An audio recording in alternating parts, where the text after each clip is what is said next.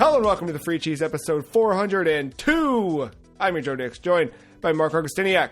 What's up? Matt Sellner. Hello. The Free Cheese is a weekly video game podcast about video games, brought to you once a week by thefreecheese.com. Got a big show, way bigger than I thought when I started putting the outline together this week. I tell you what, we played a lot of games. There's some news to talk about. There's some news to think about. Hasn't happened yet, but it's soon to happen. So we'll find out this week. But maybe we'll talk about what we expect out of a 35th anniversary for Dragon Quest. Out of what to expect for what Virtua Fighter Cross Esports means. But in the meantime, how are you both doing? No sleep till Bennett. Darn it. Ben, ever. Brooklyn! So, here's an interesting thing about the Beastie Boys that's happened as I've gotten older. When I try and imagine what they look like, I only imagine the Ninja Turtles. You know? I don't know why the two are so synonymous in my head now, but I don't remember what any of them look like. I just picture the Ninja Turtles singing all Beastie Boys songs. That is my headcanon for the Beastie Boys. I feel like that's the one band they could all agree to listen to. Yeah, they would all come together on that, I think.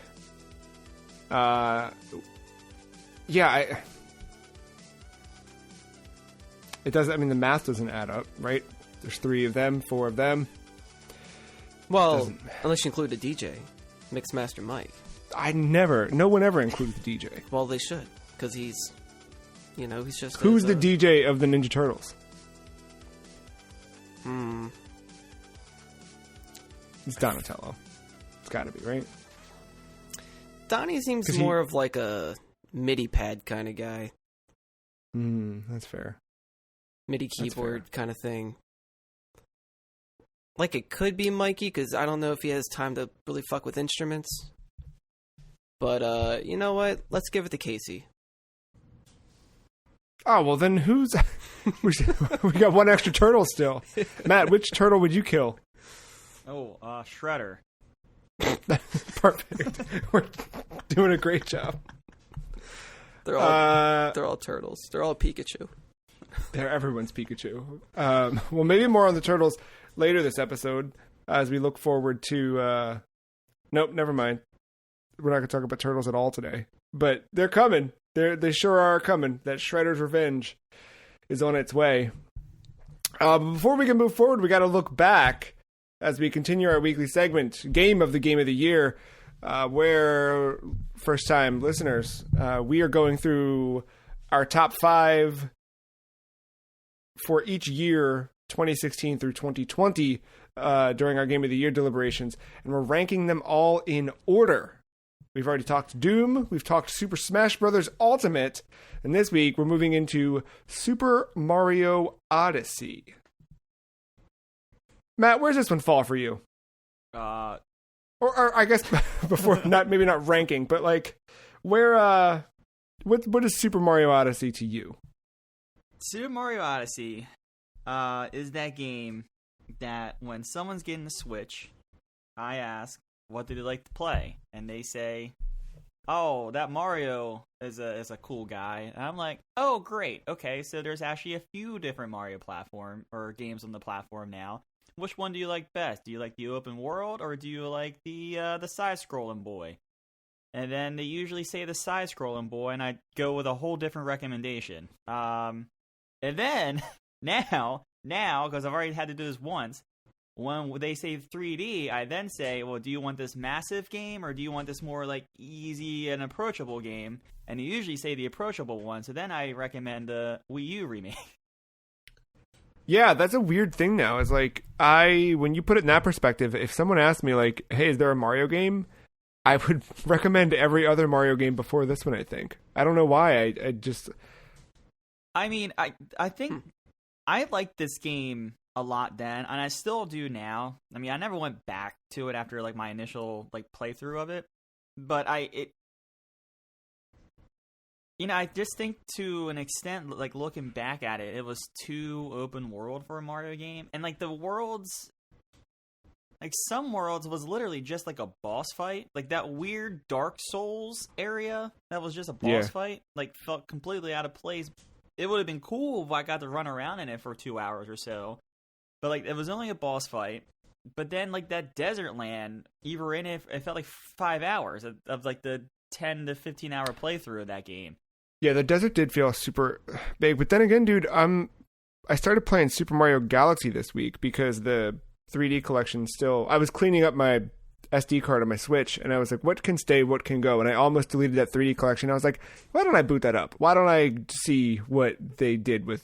Because I played some 64, some Sunshine, and then never touched Galaxy. So I jumped into that. And that is a slow game in terms of jumping into the worlds. Once you're in a world...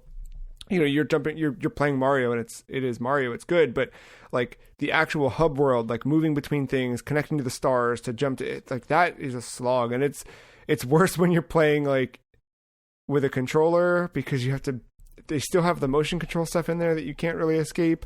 I don't know why they wouldn't let you do down on the D-pad for that, but that in like retrospect, looking back at Mario Odyssey, I think it did do a really great job at letting you feel like you kind of could go anywhere within those worlds. Like you'd fly to a new place, but then you kind of were there. Where now it's kind of like it's so stop and go. Same thing with 64, where it was like, you know, you're jumping into a painting, you get the star, you come back out, you go back in. It, like all of that back and forth, I think they got rid of in Mario Odyssey. But Mark, how about you? Where does Super Mario Odyssey stack up for you? I definitely think it's one of the better polished Mario games when it comes to like maneuverability and like mechanics and stuff. Level designs are interesting, but yeah, I kind of agree with Matt for the most part, where like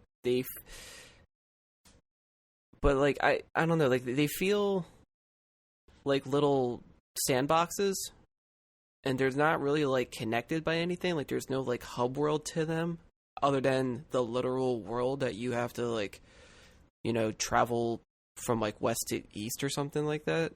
Well, the hub world is just a flying ship, remember? Like that is like the only connecting piece. Yeah, it just doesn't really feel like a hub world to me. Even that, because all you do in there is just like decorate it, and then you just have a menu to choose. Like you're not like running to each, you know what I mean? Like you're not like traversing really to each location. You're just boop, you're there, and like once you're there, there's not much reason to go back to a lot of them unless you want to find like secrets or something. But aside from that, it did kind of feel like a neat little like tour of everything. Like the food world really stands out to me. The one like Eastern, like Asian themed, like yeah, that one was really the, like good. Shogun samurai like theme looking one really stood out to me. That one gave me like heavy Goemon vibes. Yes. Yeah. Really cool. The boss fight was cool. Like New Dunk City obviously is like the most iconic part. That was really rad. But I think also like that final fight that just turns into a Sonic the Hedgehog song. Like that was, you know, the best parts of the Mario game were when they were like Sonic, you know?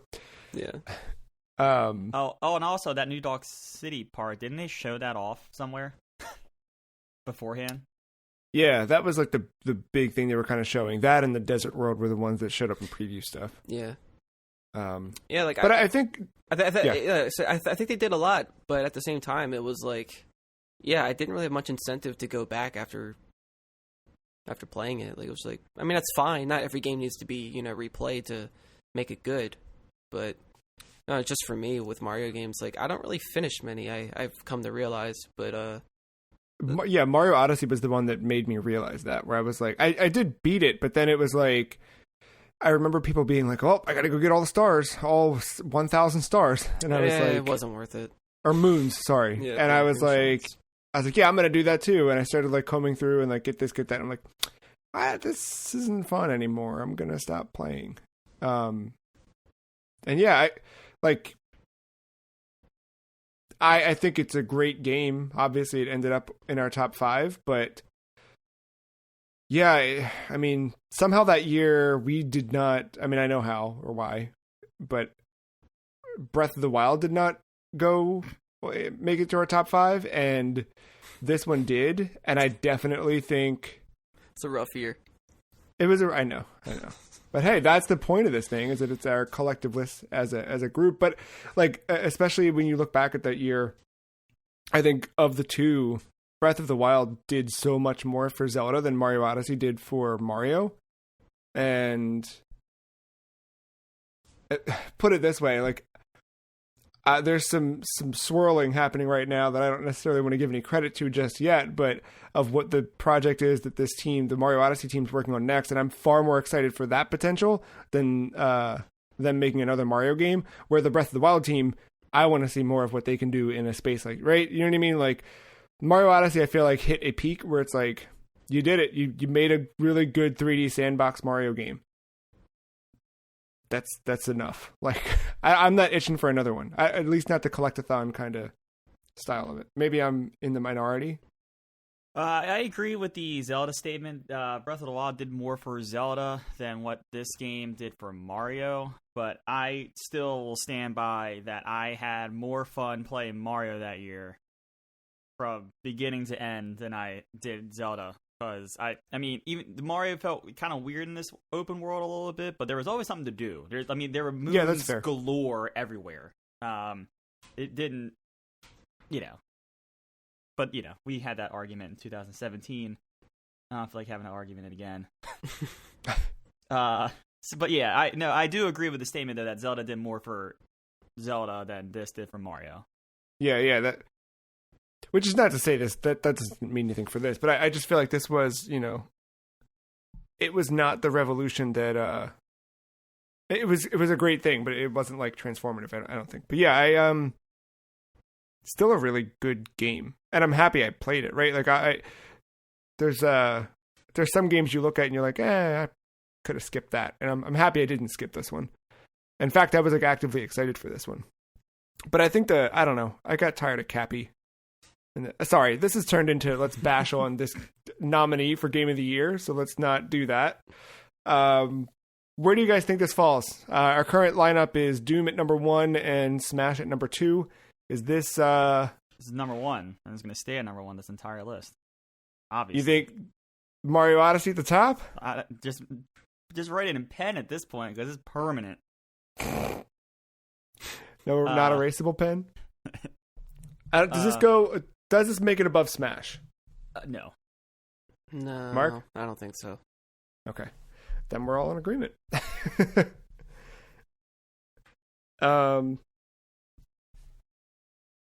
Yeah, it's a good game. It's just not as impactful as other ones.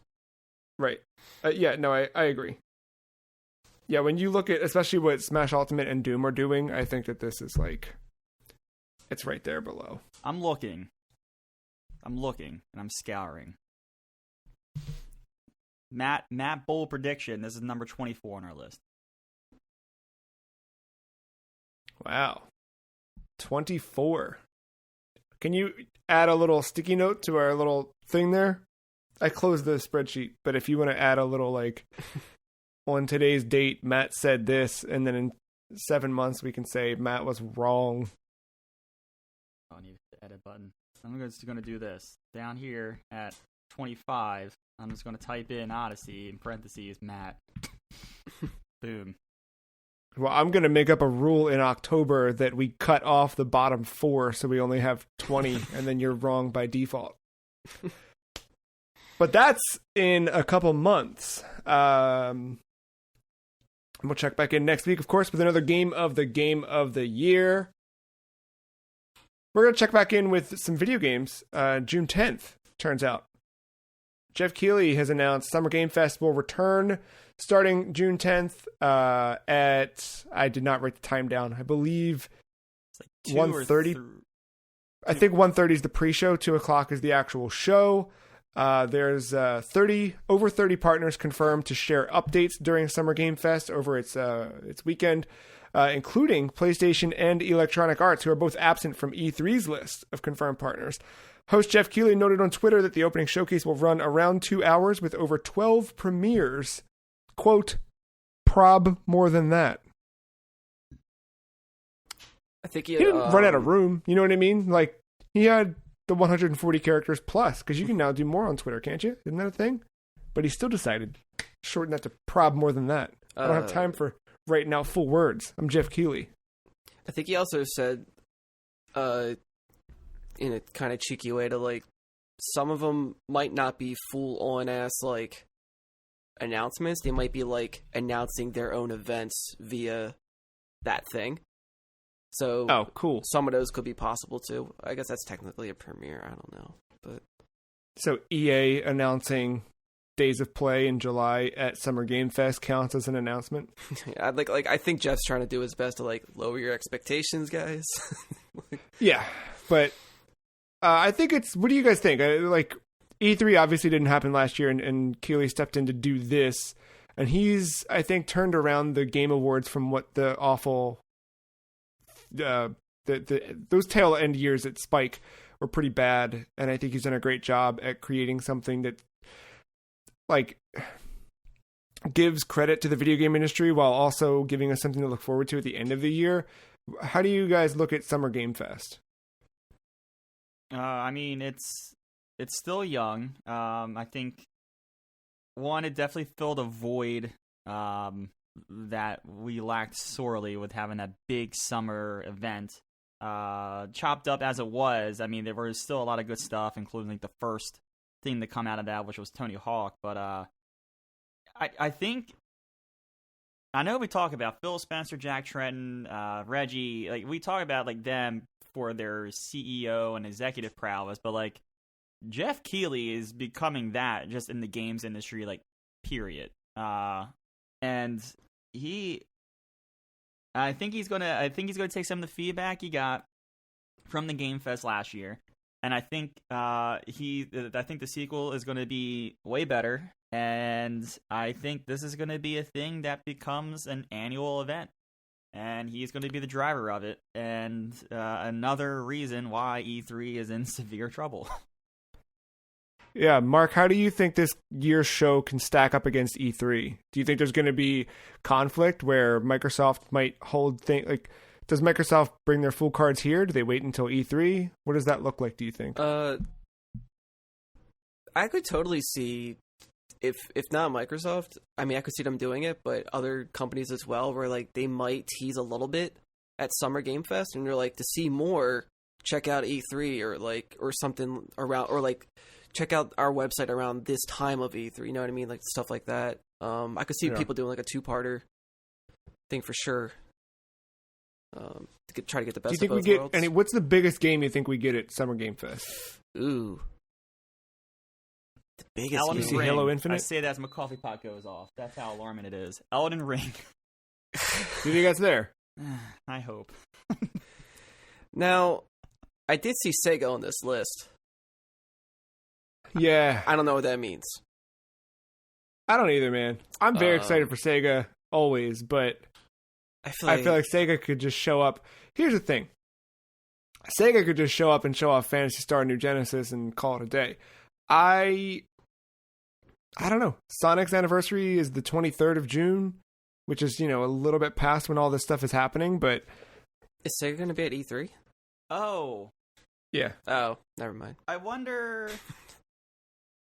We just talked last week about Sega maybe possibly remastering and remaking one of those properties. What if like there's a similar thing with the Tony Hawk franchise, and they bring out Crazy Taxi with like the original soundtrack and all that stuff?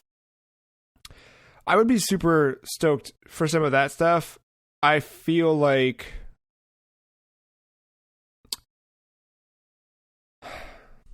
this is the thing. I was thinking about this week. Is the new Sonic game ready?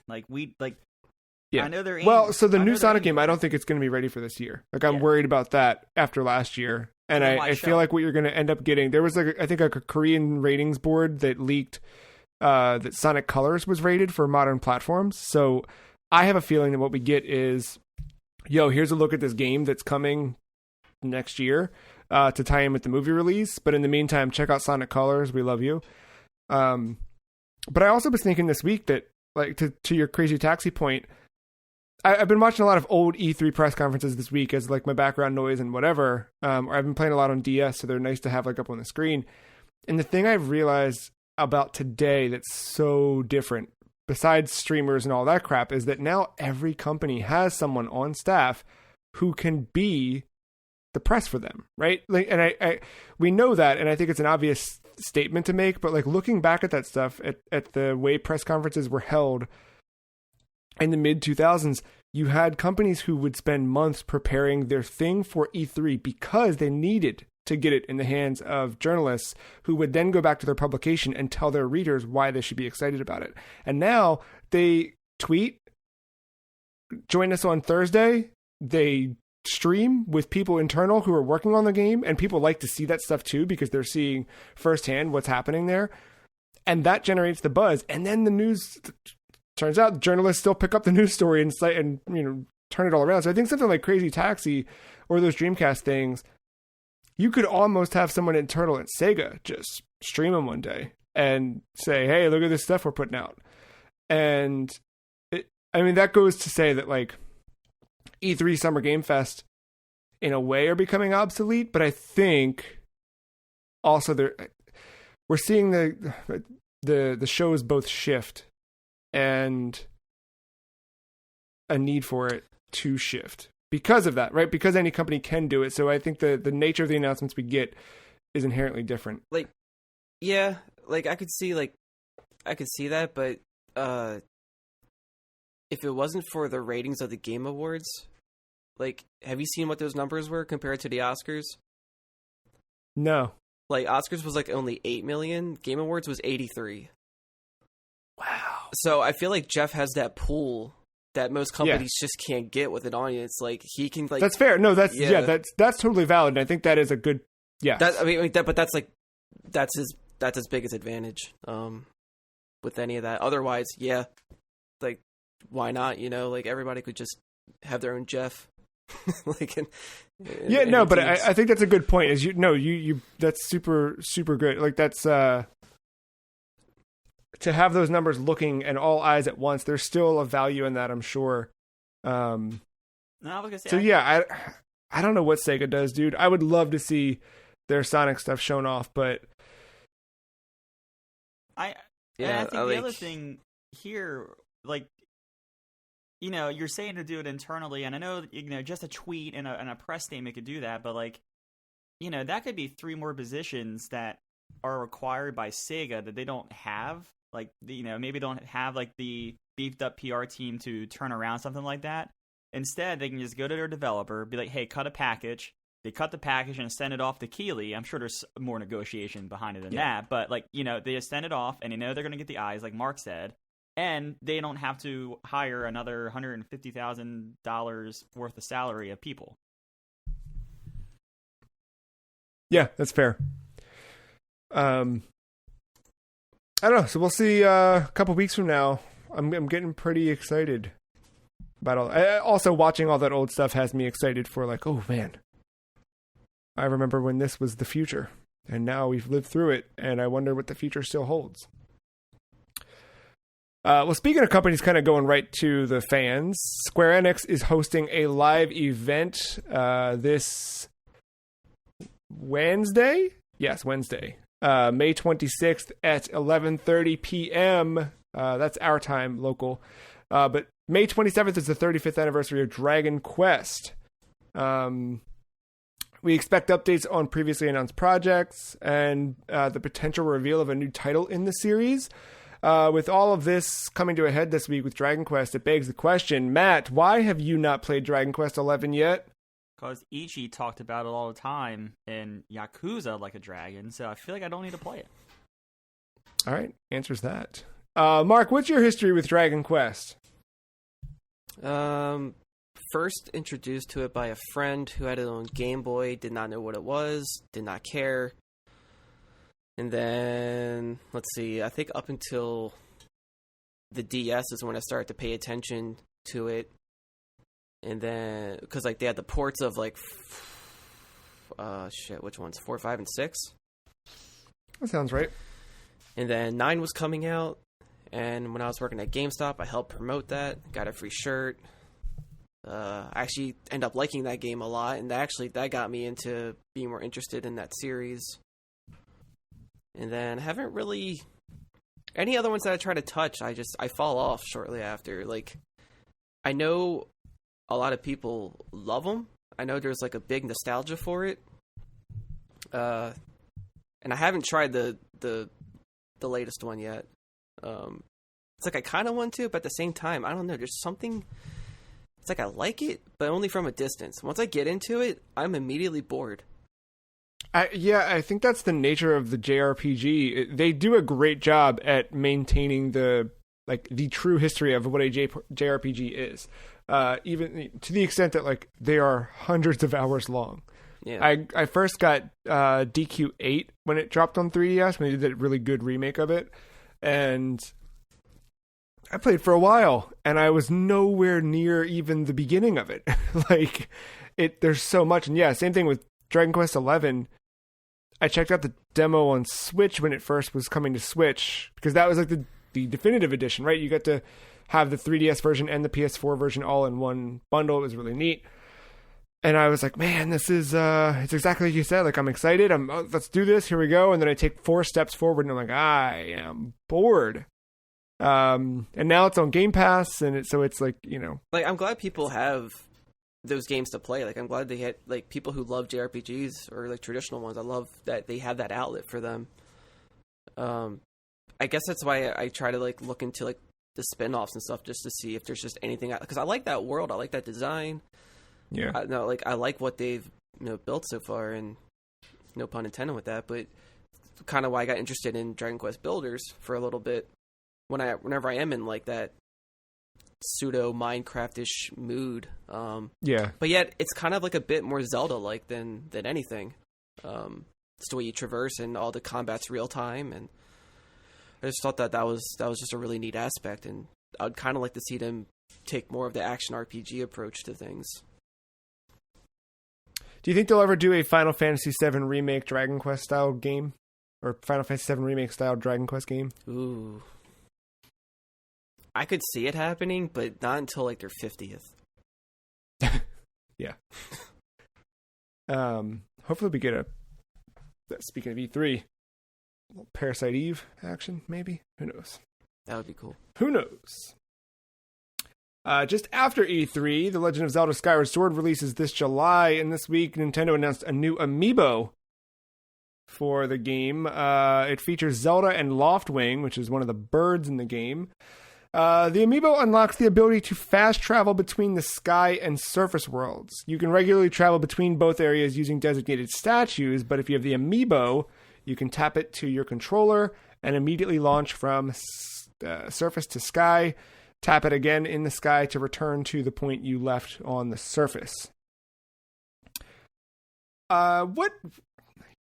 Hearing this news made me think that it's been a while since we've had a meaningful amiibo release. We've had a lot of the Smash ones that came out. We had the Animal Crossing cards get kind of reissued in the wake of Horizons, but there hasn't been something that tied a feature to the figure probably since the Wii U, maybe.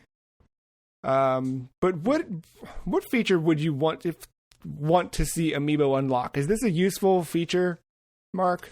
I mean, it can be, I guess. It's basically like a scroll in Diablo that takes you right back to town, and you just go, whatever. I mean, that could be convenient. I don't think I would necessarily need it.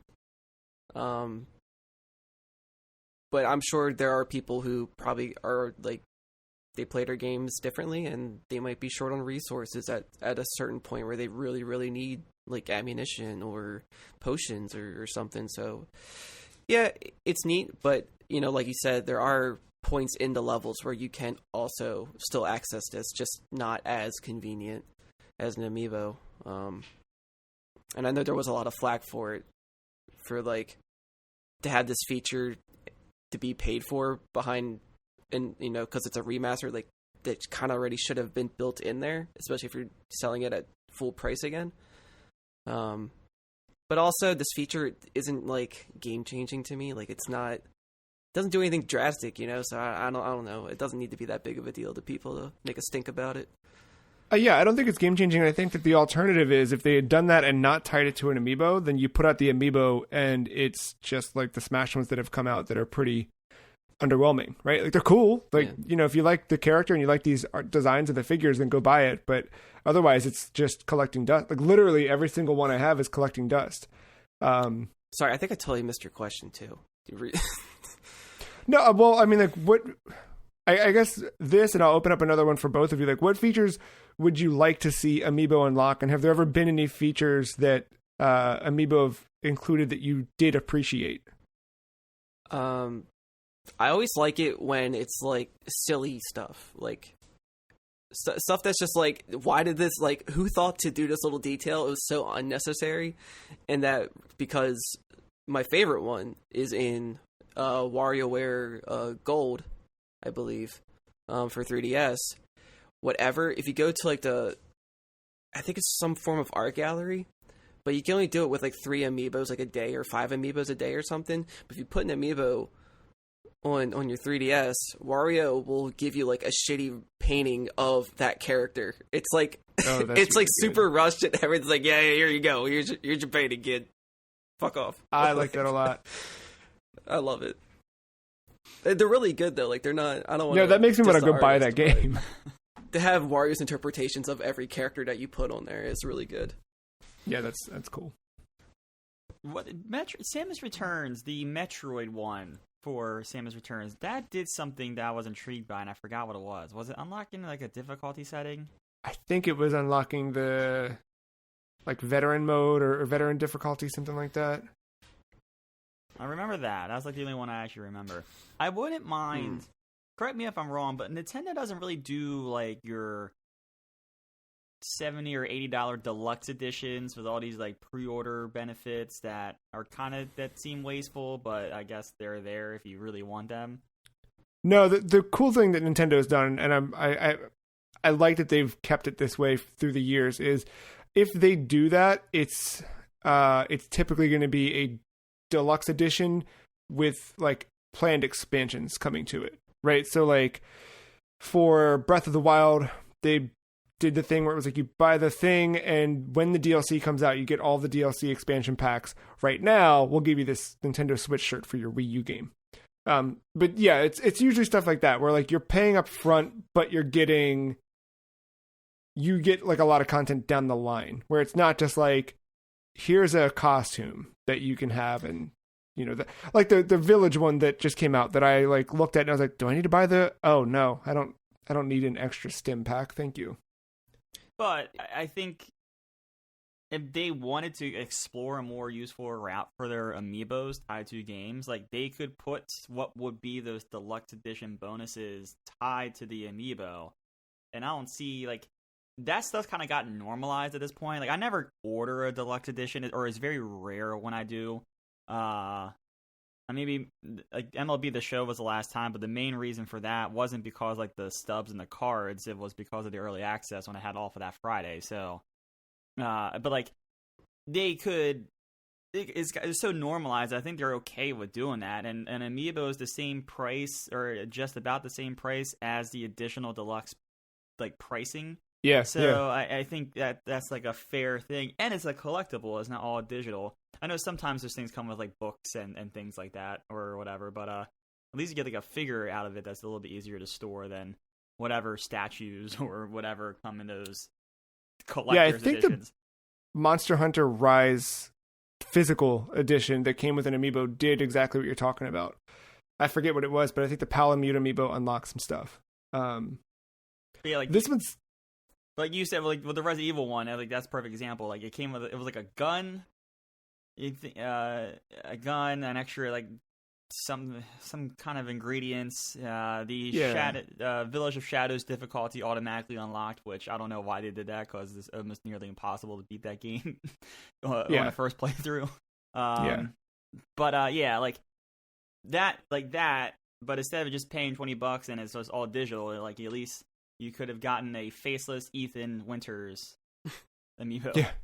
Yeah, that would have been nice. I I liked the ones in Breath of the Wild where you would scan and you would get random chests every day that sometimes had really cool stuff and sometimes just had fish, but also the fish were good because it was nice to have ingredients. Or if you did a specific wolf link, you had a wolf link companion. Right, which, yeah, that's pretty rad. Which I also liked for Animal Crossing, getting wolf link as a villager.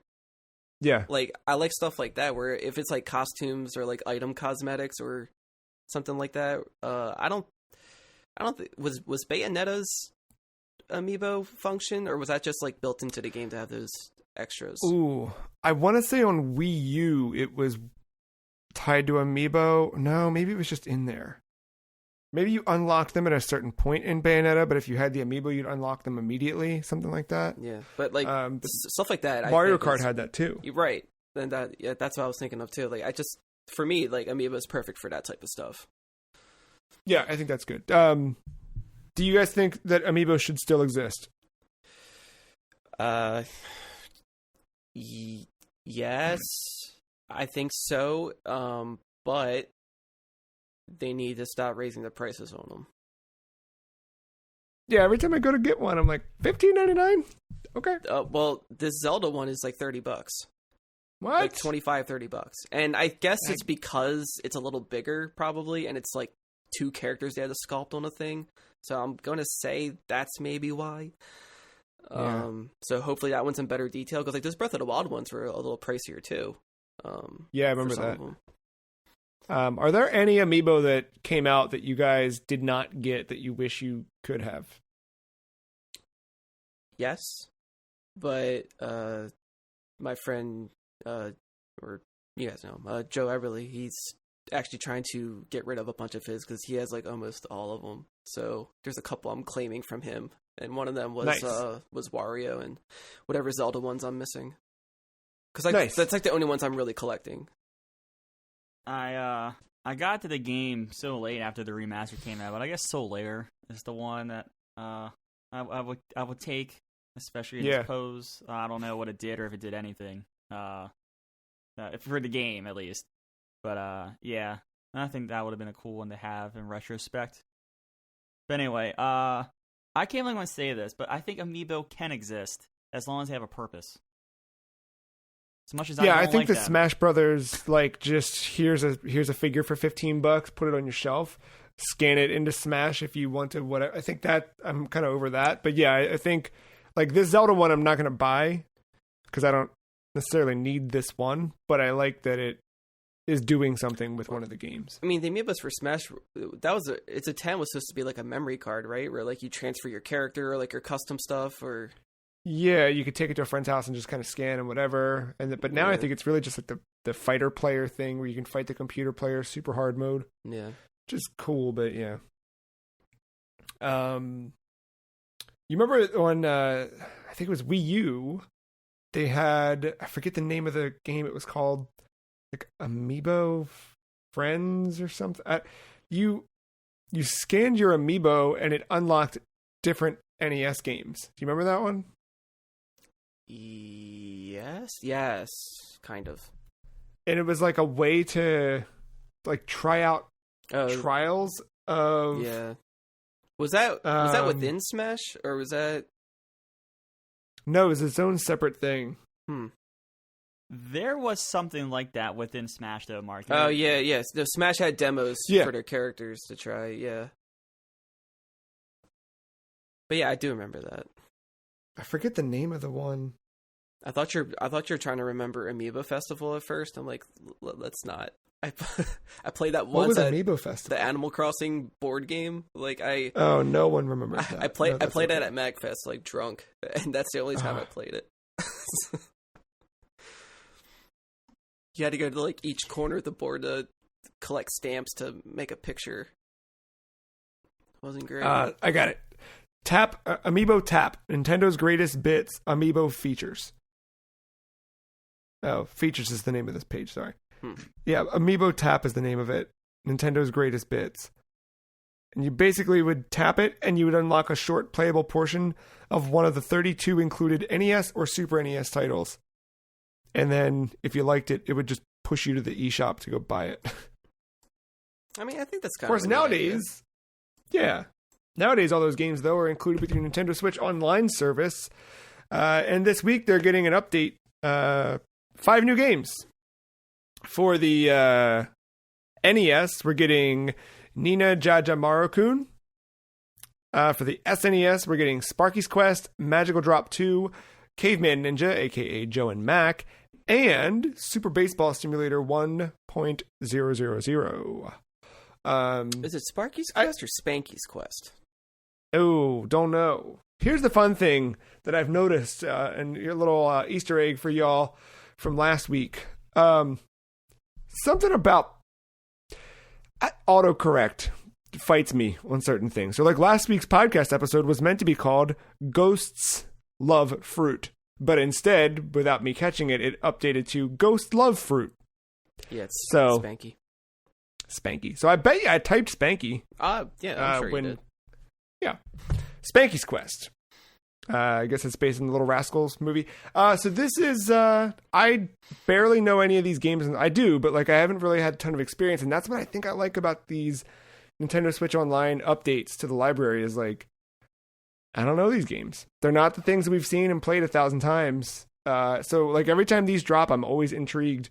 I don't always play a ton of them for long, but I will at least jump in and try each of these to see if anything sticks. And I'm looking forward to it. Do you guys still check these out when they drop, or is it just a, you know? I honestly forget I have the thing. I don't immediately play them, but I will organize my library whenever they appear. Mm. And How are you sorting things? Alphabetically. But I switched to chronological. Switching It's it up. fun. Yeah. But I've noticed how much Nintendo likes Joe and Mac. There's like, dude, there's like 2 or 3 a lot games of people do. out there. Yeah. I mean, I never. I had one as a kid, but I don't know which one. I think I tried one recently when I got the Mister, just like scrolling through stuff, but They're not bad. yeah.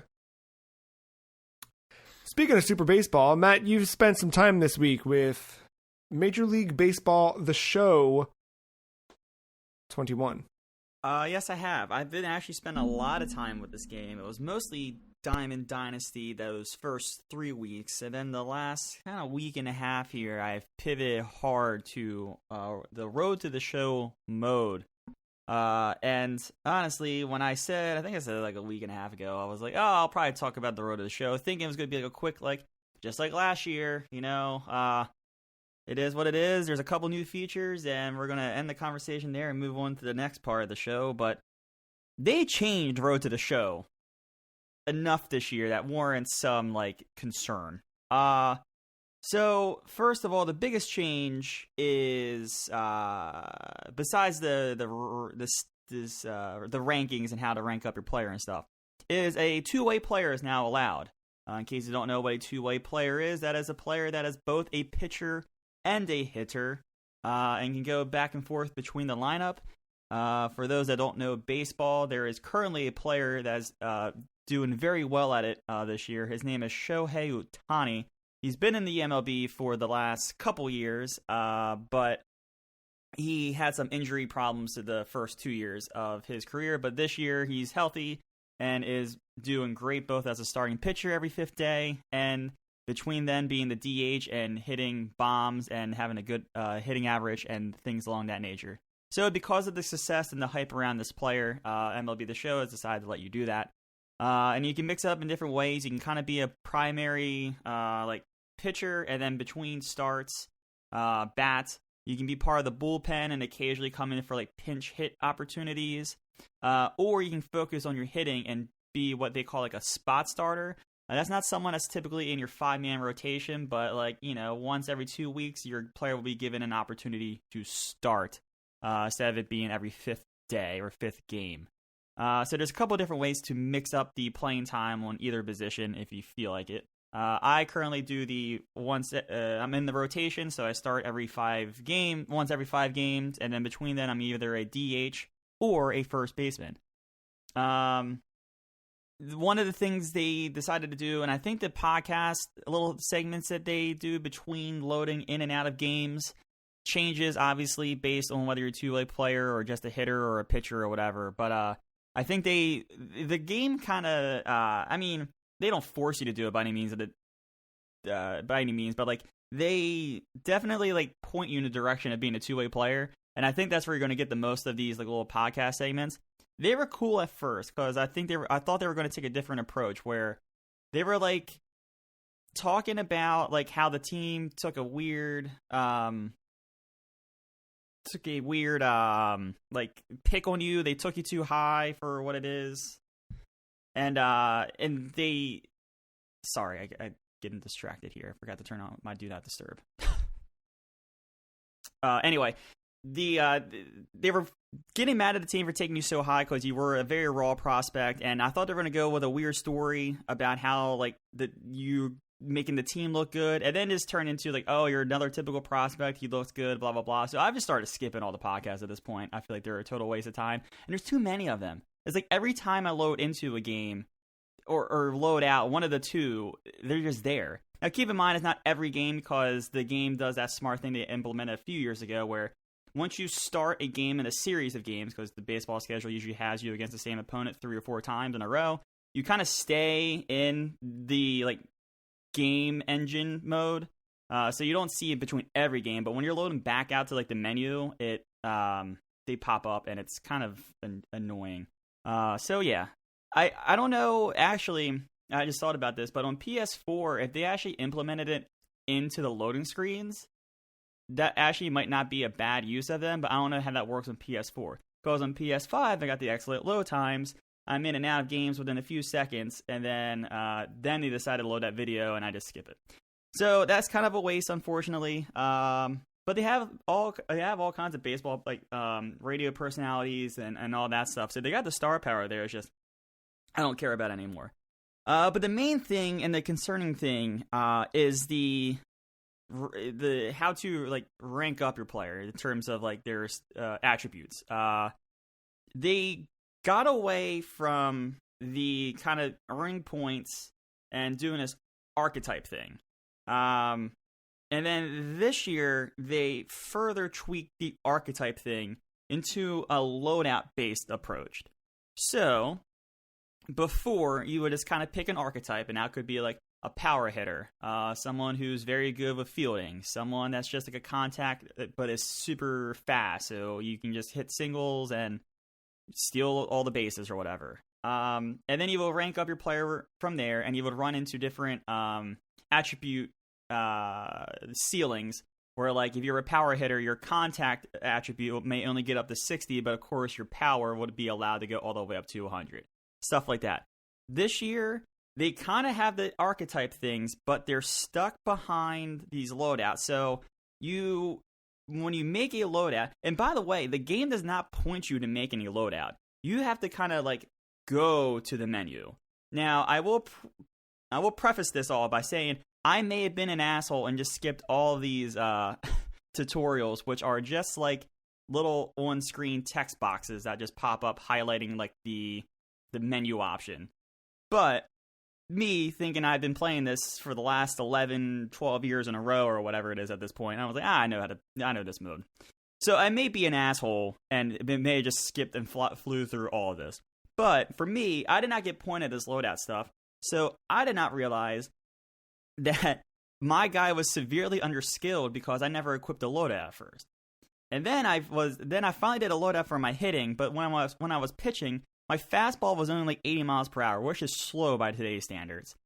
So I'm really struggling pitching, and I'm like, oh, well, maybe this is just the thing of a two-way player. So I go through a whole year just like, I'm doing okay, but my stats aren't going up fast. Like, I don't expect to be a 100 overall player by the end of year one, but like, I should be out of the 60s by year one, according to the last road to the shows. Turns out you just make different loadouts. You make as many loadouts as you want for whatever. And then before the game starts, you just pick what loadout you are. So it's like, I don't know. It's like you have to pick whether you want like your hitting attributes or your pitching attributes, but like they don't morph into the same thing. So now like if I was playing a National League game where the pitchers are required to hit, I would have to pick the pitching thing because I'm going to be pitching more innings than actually batting. But then all of a sudden, my guy can't hit for a game because I had to pick my pitching loadout. It doesn't make sense in the way this is. Now, if I was just like a one-way player, like I guess it would make a little bit more sense. But with me picking these loadouts, like my guy hits for power, he's hitting like 350 or whatever. But then all of a sudden, he's going to be like a player that should be hitting 200 with no power or whatever if I chose pitching. Or the vice versa. All of a sudden, I have a fastball that, now is 93, but then for one game, I start throwing 80 miles per hour because I decided to pick the batting stats. It just doesn't make for a good simulation-based thing. And so then, is it more accurate to real-life baseball, or is it more pushing you to buy their microtransactions? Like, what's the well, that's the thing. here? You can't even buy these archetypes. You can't buy these perks. You can't do any of it. So does it make it more? Because like, what's the benefit for them to do this? Like, does it gate progression? What's the? So that's where I'm getting at. So to progress these archetypes and get to like the next level of them, which would be like a huge stat boost, you grind out these missions, and there's a very Diamond Dynasty looking battle pass progression menu thing. Inside of it, you can do Road to the Show missions, or you can do Diamond Dynasty missions. And this is another core change that they made to the game this year, where before you could always create a player for Diamond Dynasty, and the whole thing behind that was like you fed your created character like cards you don't want, and you slowly rank them up based on all the cards you feed them. Once you feed them, of course, you don't have the card anymore, so like, it's kind of like a risk reward of like, all right, do I need this card? No. All right, well, I could give it to my creative guy and make him more better. This year, it is a universal player, so your guy will be the same overall in Road to the Show and Diamond Dynasty all the time, no matter what. So then, that leads me to the next problem. In order to do these missions, you must be online. So if you are not online for what should be traditionally a very offline mode, if you're not online, you're not ranking up your player at a pace you should be ranking up. And I think that presents another problem with this whole system. And it just kind of sucks because I want this to be my offline mode. I want this to be my, I don't feel like dealing with online. I don't feel like grinding out cards. I don't just play with my character. But, like, if, I don't know, like, say, for instance, I had internet problems earlier this week.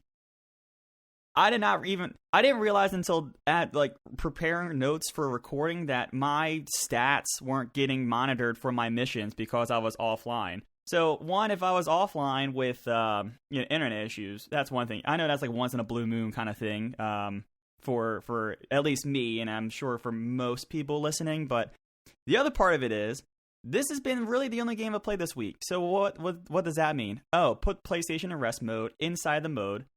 And then when I boot back up my PlayStation, boom, I'm right back in the mode. But of course, with like quick resume and rest mode things, it takes you offline when you come back in. Well, I'm playing Road to the Show. I don't need to be online, so I don't need to back out 2 menus, connect myself online, and then reboot back into the mode. Granted, the loading times are much better on PS5, but like, it's still, it's annoying. But they should still, I've noticed I've been playing a lot of backwards compatible games on Series X, like 360 specifically, and I've noticed that those, like, even after coming up from quick resume, they fight for a second to connect to online, and I would much rather have that than have it pop up with the annoying thing like you're not connected, progress isn't syncing, or you're not connected, your leaderboards won't be updated, which in most of the things I've been playing, it's negligible, but in something like this, like, they should address that, man.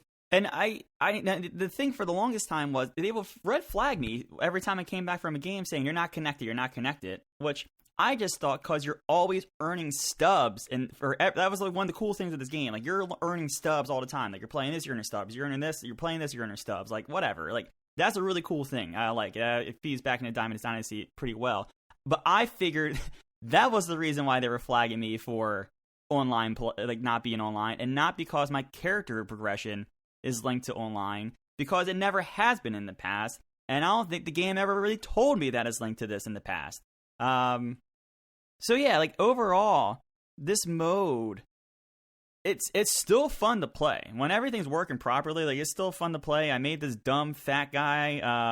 It's Matty Ice, but the announcer calls him Doughboy Daddy. He has a dumb mustache. The character creator's great. They really haven't touched that, but it was something that didn't need to be touched because it's still very, very good. But overall, I like it. You can still have the dumb fun. But, like, the more I start to understand all of his systems, the more I start to scratch my head on why they made all these changes to a mode that was perfectly fine.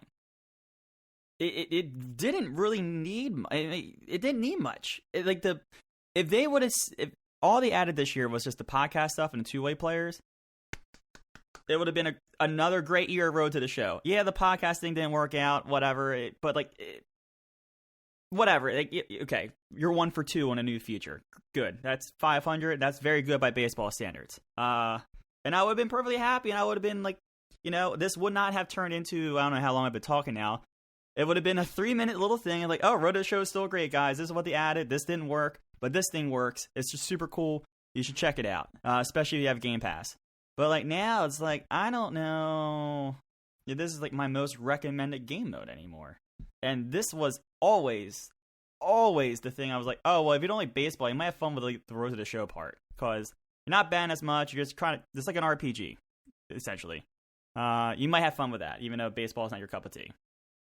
And yeah, it's just a little disappointing. They changed so much of the attribute ranking up that it's tied to online, and it's just not the offline mode that I thought it would be. And like I said, they're not pointing you to microtransactions. Like, you can't even buy this stuff. The only thing you can buy is like equipment for your character that does give small attribute boosts, but like they get earned at a rapid rate just through the Diamond Dynasty stuff and just through regular playing online, or regular playing in the mode, as long as you're online, of course.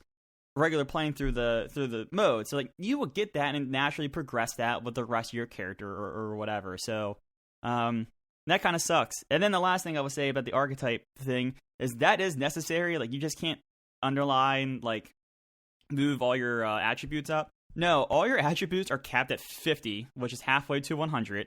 And you must use the archetype stuff in the perk system, which are tied to the archetypes. I forgot to mention that. You pick an archetype and you pick 2 perks that, impact your attributes, whatever. But yeah, like, you go to 50, and then you're relying on that system to go the rest of the way with your stats, and you just can't naturally, like, just move away from it. And it's kind of a bummer.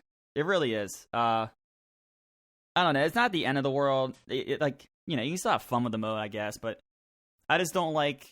They moved to it this year. I hope they pivot back out of it instead of trying to go deeper into this. And I think that's why I'm more disappointed. I'm concerned with where next year's game may go, because it might go deeper into this, where microtransactions become a thing.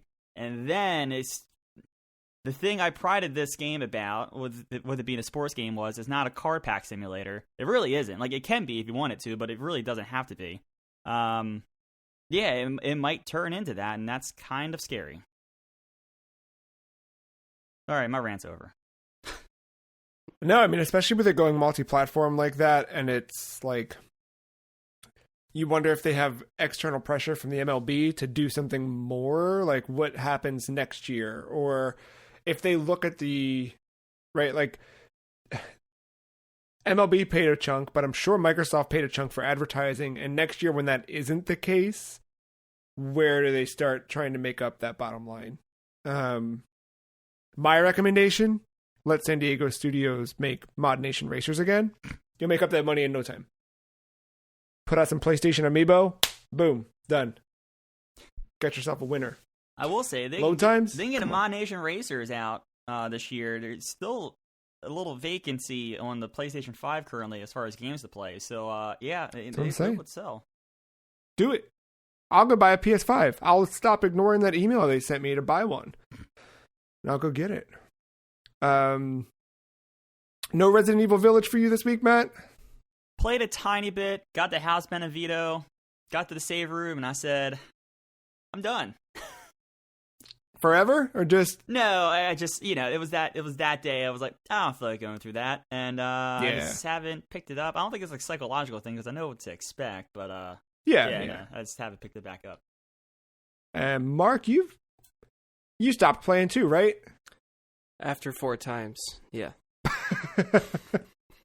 So we still obviously we're going to record our spoiler cast this week. That'll be up on Friday. But without jumping into any specifics, like what is playing through this game 4 times? What does that look like? I mean, obviously the first time is, the best ride of your life, because you don't know what to expect. After that, it's kind of just more so about, let's see, second time through was to make sure I didn't miss any, like, details or anything like that, try to just catch up on whatever I missed.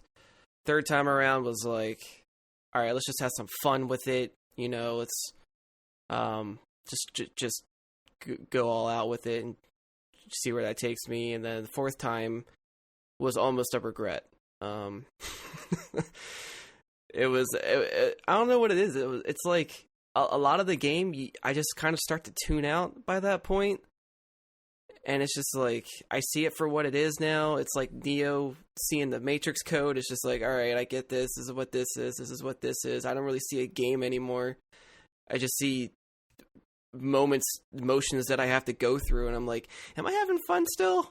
I don't know. Like, I like the game, but why do I, like, constantly, like, get close to, like, burning myself out on stuff? So it's not the game's fault by any means, but it's just me just playing it so much in a row. But at the same time, like, I didn't want to play anything else. Like, this totally took my attention for the most part. Yeah. But it kept my mind wandering, like, for outside of the game. So so I really love it for that. I'm starting to appreciate it more from, like, a game design aspect, going through the concept art and seeing what used to be versus what is. Did you watch that thing that they put out this week? The developers put out a video basically talking about how COVID impacted their development cycle, and they showed test footage from when they were still, like, in the early development, or not early, but, like, in development phases. They got feedback from playtesters that the game was boring and not fun to play. That the combat was way too overwhelming in terms of volume, and they showed us a short clip. There were like 25 werewolves right in front of you, and you had no ammo. And they were like, you have no ammo to combat this stuff. All you can do is run. It's not a fun game to play. So playtesters did a lot of stuff like that where they were like, this isn't good. Like, it's not a fun game. And through that feedback, they were able to, like, crunch a little bit. I know it's a dirty word. They didn't say that. They didn't. I don't want to imply that they were, what we know of as crunch. Maybe not. But it just seemed like they were, like, under the gun, and they were like, this is going to be hard to fix. But they took the time and they did it. And, like, they showed the same area side by side where it's like, now you have one werewolf where there used to be literally 15. It just sounds like the very beginning. It seems like that very beginning was how they had it throughout. Every time you had combat scenarios, and it was like, yeah, what is happening? The pacing is kind of all over the place. I've come to notice, but I don't know. Overall, I still like it. I would still recommend it. It didn't leave a bad taste in my mouth in any way after playing it that many times. I'm not typically a person that plays on harder difficulties, so I'm just not used to that. I'm just usually like a standard kind of guy. Village of Shadows, I just do not think it's worth it. Hardcore is a fine, smooth ride. As long as you're doing a new game plus, I think. Not so much from scratch. Yeah. I don't recommend harder difficulties from scratch unless that is your wheelhouse. But, to each their own. Play what you want to play, Like, even if you do casual. I think casual was really fun. Had a smooth ride with that one. So you say this, but you also went back to Resident Evil 2 in its original state this week. So, I mean, that one is tank controls a little bit more unforgiving than I think a modern game would be. How's that treating you? And this is, you've never gone all the way through this one originally? I thought I did as a kid. Turns out I didn't. I think I might have beaten Leon's part, if anything, but I never did, like, Claire B, because I didn't fully understand the A-B concept back then. Yeah, sure. I was like, why is she B? What does this mean? Like, it's just her side of the things. So, I don't know. Her last name's Redfield, not Bedfield. What the hell is the yeah for? Is it Leon Aenity? I don't know. It threw me off as a kid. So, I went through this, definitely learned a lot. It's definitely, I don't like hot takes or like people using that word a lot. But this might be the time to use it. Playing it this time around, and like, man, I try to be positive about this shit, but I can't. Like, that game didn't age well. There's a lot that I think people are a little too forgiving with that game. There are some things that are just straight up not fair, and I'm playing on easy, and it's still like a fuck you in some points. It's the difficulty spikes are just insane. But like, yeah, and it's I've been playing Code Veronica, and it's very cumbersome, where it's just like you feel like, I mean, everything you're doing. Take controls, I actually don't mind. I still kind of... No, but even, like, the aiming and the, like, ammo and equipping, all of that stuff is just, like, so tedious. The tedious part for me is, like, the backtracking and the inventory management, where it's like, yes, oh, you always have to keep, like, this on you, because if you don't, then you got to go through all these rooms, go through all those loading screens, just to get that one damn thing, go all the way back, and if you're not killing all the enemies because you're, managing ammunition, you got to try to dodge them, but dodging them, it was never really that great because of the controls. So it was just like, I don't know, I guess they were just trying to do so much with so little, and it just kind of became overwhelming to where, like, it wasn't fun for me. And, like, in my head, Resident Evil zombies, I know they're bioweapons, whatever, so they're not like a typical zombie that would probably go down in a couple hits, but my zombies go down in a couple hits.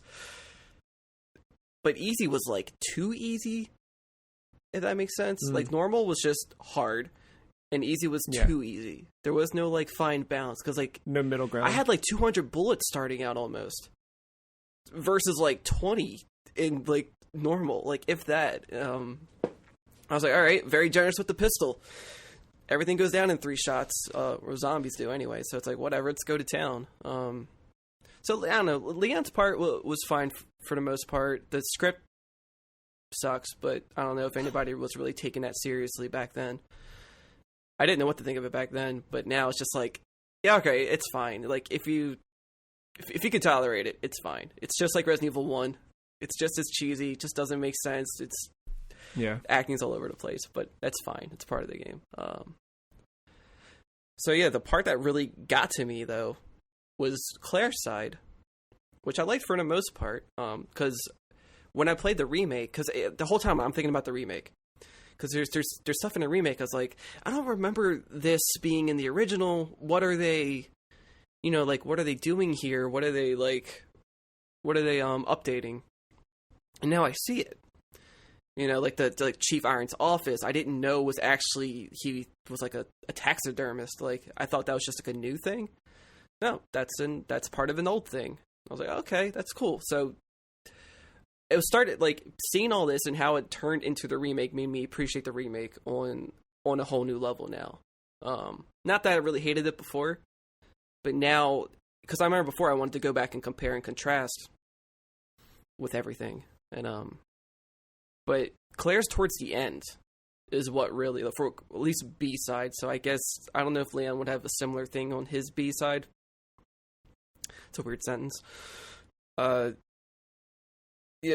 counting down, classic Resident Evil thing. It's like you gotta fight the boss and make it out of there, but the time's still ticking. fighting Mr. X in his final form as Claire was god awful. That like, oh no, he dashes across the entire map and hits you, and every hit he does just stutters you, and like you can't escape it really. You can only get like maybe like a couple shots in, but because of tank controls, you take so long to aim your shot, you could probably get one hit in before he hits you. Meanwhile, my timer, they gave you 5 minutes. I'm at like 2 minutes at this point, because walking around and, you know, hit A to go upstairs, hit A to go downstairs, all that stuff takes time. And finally, after you do enough damage, Ada will throw you a rocket launcher. Good luck picking up the rocket launcher, because you have to do a couple laps around there, NASCAR style, to try to get the 5 seconds or 10 seconds it needs to pick it up, and hope that he doesn't hit you during that. Yeah. And then you have to aim at him, shoot him with the rocket launcher if you have 2 shots. So somehow I missed with the first one point blank, but got him with the second one. Like, all right, cool. Time's still going, buddy. Even during the cutscenes when Ada's throwing it to you and talking, that's still wasting time. So I have to know to skip that. And then, because I failed this 5 times solely because of time. Because there's nothing. I just got to deal with that. Are the checkpoints okay for that? No. Mind you, points, dude. No, I don't feel bad about saying this because I actually own the copy that I was playing, but I was playing a ROM. I was playing the GameCube version. I had the game. I was gonna say, yeah, which version were you playing? Yeah, I was playing on Dolphin, but I own a disc, so who cares? But it got to a point where I needed cheats. Because I was like, I got this far, this is stupid. Yeah. So I had to turn on unlimited health. There was nothing to change the time. And the unlimited health didn't really matter. It just helped me get through the fight a little quicker. Yeah. But the time was still against me. So I had to make sure, all right, I have to get back to the train to escape with Sherry. But now all these naked zombies are coming towards me now. And they're stopping me. Oh, I go into the train. Then I go into the driver, conductor part to start the train. Oh, what's that? You can't start the train because you got to go back outside and open the gate so the train can leave. So I had to go through that loading screen, go back out. More naked zombies are there. You got to hit the button, and then you got to watch the doors slowly open as your time is just ticking away still. Oh my gosh. So I've died 10 times because of this shit. And then finally I just learned it enough to where every shot I did not miss. I was James McAvoy in Taken or something. I don't know why I thought of that movie and not Shoot 'em Up. But went through, grenade, boom, took them out, almost all of them. I had maybe 5 seconds left total before leaving. And of course, it's the B-side, so you get the true ending, whatever, where you fight, I assume it's Birkin. Because the remake, I believe it's Birkin. I think you're so. talking about the train, right? Yes. Can confirm that is Birkin. Because it makes you think it's Mr. X at first, because he has the long claw hand in this one, and it looks like they extended the tentacles, but you don't see where it's coming from. So they just kind of make you imply that this is his final form.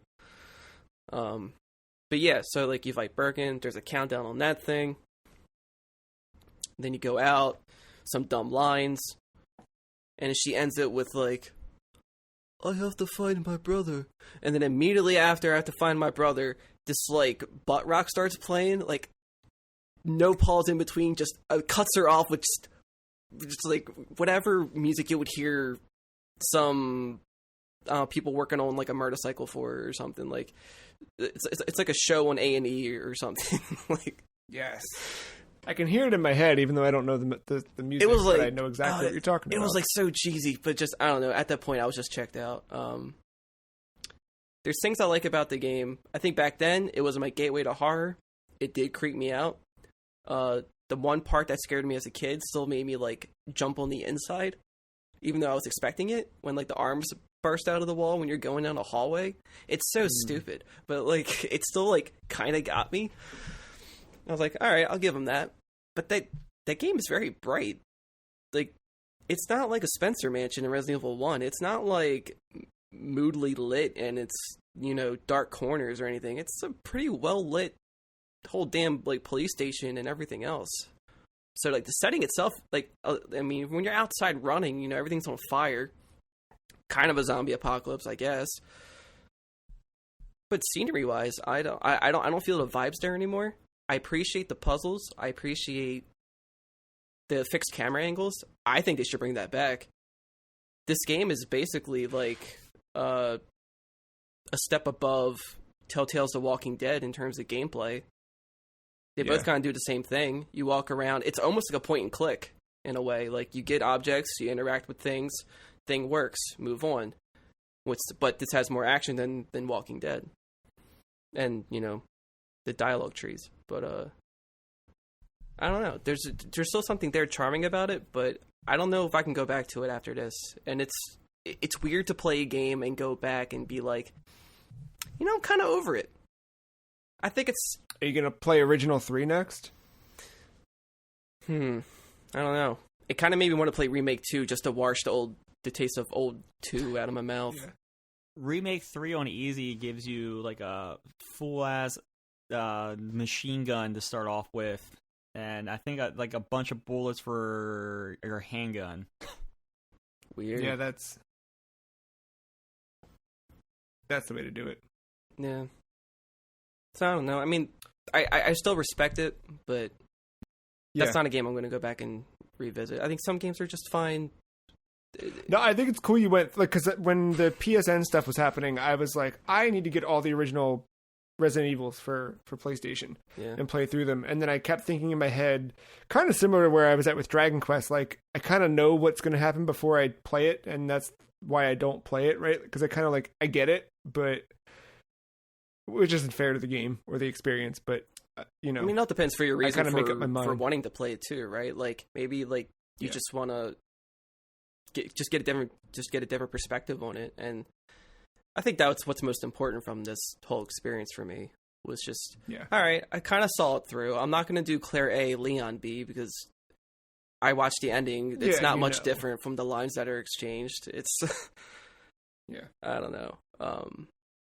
But yeah, I don't know. It's fine. It's like bittersweet because I held that game in such high regard, and I still kind of do for its concept. But I think games have changed. I think people should admit when the game has blemishes or flaws, they really need to acknowledge them. Yeah, that's why I haven't gone back to like Ocarina of Time or some of those games like that, because I'm like, I know that it's not going to hold up the way it did. So I'm gonna. Yeah, I can't play old Ocarina. I can only maybe the 3DS one, but even the 3DS when I get so far and it starts to show its cracks, and I'm like, I'm gonna preserve it. I'm gonna leave it as it was. Yeah. We're gonna take a break. When we get back, we've got more news. We got a whole fighting game segment coming up, and more games to talk about. Right after this.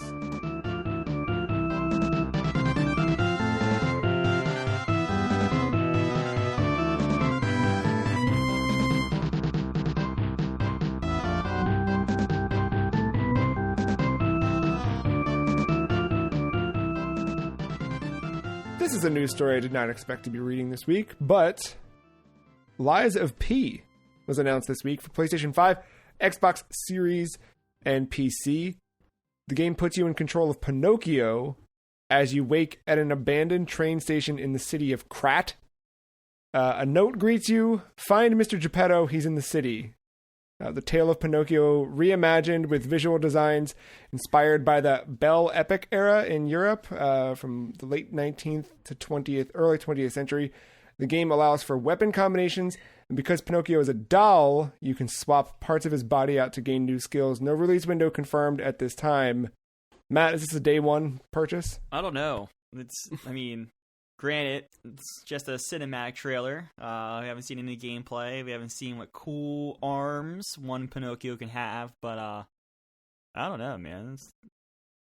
Yeah, definitely got some good vibes going on. Yeah, it's like Bloodborne Pinocchio. I just... it's like a hint of Sekiro? Yeah. It's cool, man. It's super cool. I hadn't heard of the developer. They only have one other game out that just came out on Steam. So not super sure, but I also like the name Krat as a city. That's a good city name. I would go to Krat, maybe, or maybe not. It seems like it's they're torn apart the way that Yarnum kind of was, so maybe I wouldn't. But I did go to Antarctica this week, yet again, as I've returned to Shin Megami Tensei Strange Journey Redux. Our friend Ben sent me a video of the Shin Megami Tensei game for the Sega Saturn this week. We were kind of going back and forth about how great the 90s were and Sega and how everything's cool. And just having the conversations that Ben and I have. And he sent that over, and we were talking about how like the 90s had such a good aesthetic of like everything was high tech and futuristic and like right on the cusp, but like obviously super primitive compared to where we're at now. Although even now I feel like we're still basically in the 90s. It's just things are better versions of what they used to be in a way. But we're kind of talking about that and like just that general aesthetic. And he was like, I never played one of these games.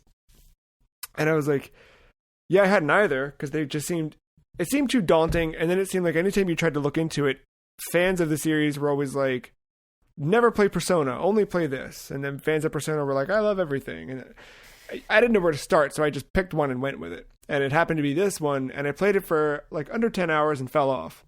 Forgot about it, moved on, and I've since played some other ones. But Ben sent me then a screenshot of his purchase, that he picked up a copy of this. And I was like, I should go back to it and check it out. So I did, and I went from having about 9 hours on the clock to like 23 hours or I think I might even be further than that now at this point. But I'm a good bit of the way into this game, and I'm super happy that I went back to it after all this time. It's been a couple of years since I touched it, so the initial like story beats I had to refresh myself on. But essentially in this one, you are part of a research team who there's a portal that opens up in Antarctica that basically connects our world to the Nethers, where the demons are. And you have to go and stop some demon thing. Actually, we're going to talk later on about another game I played where you go to a different world and you stop demons from taking over the world. But yeah, I'm finally like, this was my first exposure to, and if you recall, listeners or you guys, from when I played it originally, the experience I had of like being surprised at how a Shin Megami Tensei game works with like fusing demons and how you earn new demons by like conversation with them. And it's funny because over the last few weeks, you guys have heard me struggle to figure out how I scratch that Pokemon itch. And I think this is actually scratching it in a good way, because I'm collecting and leveling up and things like that. And they do some really cool Pokemon-esque things in these games, in terms of how you build your party out, gain powers, etc. They're kind of doing it for me in that regard. And it's fun to see like which demons can you talk to, which demons kill you as soon as you try and talk to them. As you level certain demons up, which skills can they unlock? Are there ways that you can kind of force someone who's more ice oriented to learn fire powers, just to see what that does in terms of your party layout? And it's cool because you're fusing different ones along the way and you're unlocking other monsters, and all of the demons are from folklore in respective cultures. So, you might have a party made up of like these cool demons you'd never heard of from Norse mythology and Hindu mythology. Like there's all sorts of cool crossover in that regard that, I don't know. It's really neat because we do, like, as a species, we have superstitions and different things about all of our different cultures, and seeing them all kind of blend together in a way here. Like, I don't know. You learn a lot about people by learning about what they fear and seeing what different cultures fear and how it's realized in these different personifications of different things is really neat. And then to kind of work with them to take them down, and there's all these layers to that I really, really appreciate in a different way that I didn't the first time I played through. The first time I played through, I was like, what is this game about? What do you do? I'm in an iceberg? Okay. And now, like, It's cool. The one setting I'm in now, the demons have basically replicated what looks to be a shopping mall, I guess, to lull you into a false sense of security. Each area that you go in, there's like one big bad demon you need to take down. And the cool thing is, after you take them down, you get the recipe to fuse them, so you can create the big boss demons to be part of your party, which I haven't done yet because it takes actually a lot to do. But yeah, it's fun adventuring through. It's, at its core, they're first person dungeon crawlers where you're just kind of working your way through dungeons. So it's been great for marathoning a bunch of E3 press conferences or just multitasking, hanging out. You can do a little bit of a level while you watch an episode of something or something. You know what I mean? Like, it doesn't require constant attention to the story or anything like that.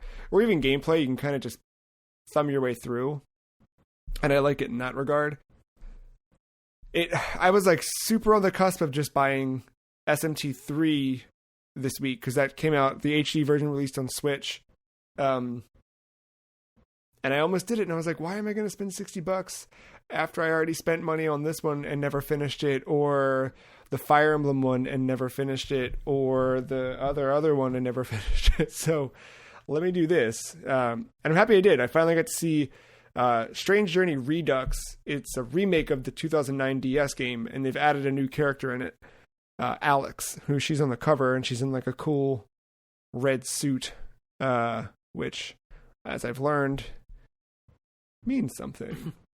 But I finally got to meet her, because that was the thing, is like I got a little bit of the way into the game, and like she had never shown up. So I finally met her, and kind of you're understanding a little bit of the motives of her character. And yeah, I enjoy it. I think it's been fun going back on the 3DS. Like I kind of never stopped messing around with the 3DS over the last year. Like there's always something kind of in rotation here or there. But this is a man. I love just like, I will carry that thing all around the house. Just pop it open, do a little bit in the dungeon, heal my party, save, bounce, or just clamshell, move on. That's the best thing. Like, talk about rest mode, but a lot of fun. Yeah, it seems like this is scratching a lot of itches for you. Not just the Pokemon one, but like the dungeon crawler one, the versatility, playing wherever you want, stopping wherever you want without having to worry about loading stuff. Yeah, it is.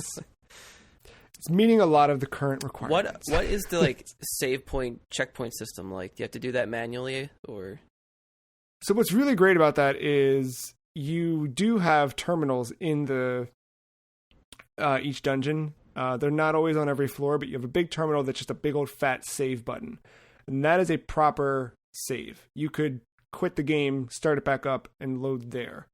You also have field saves, which let you save anywhere you are, but there is a difference between...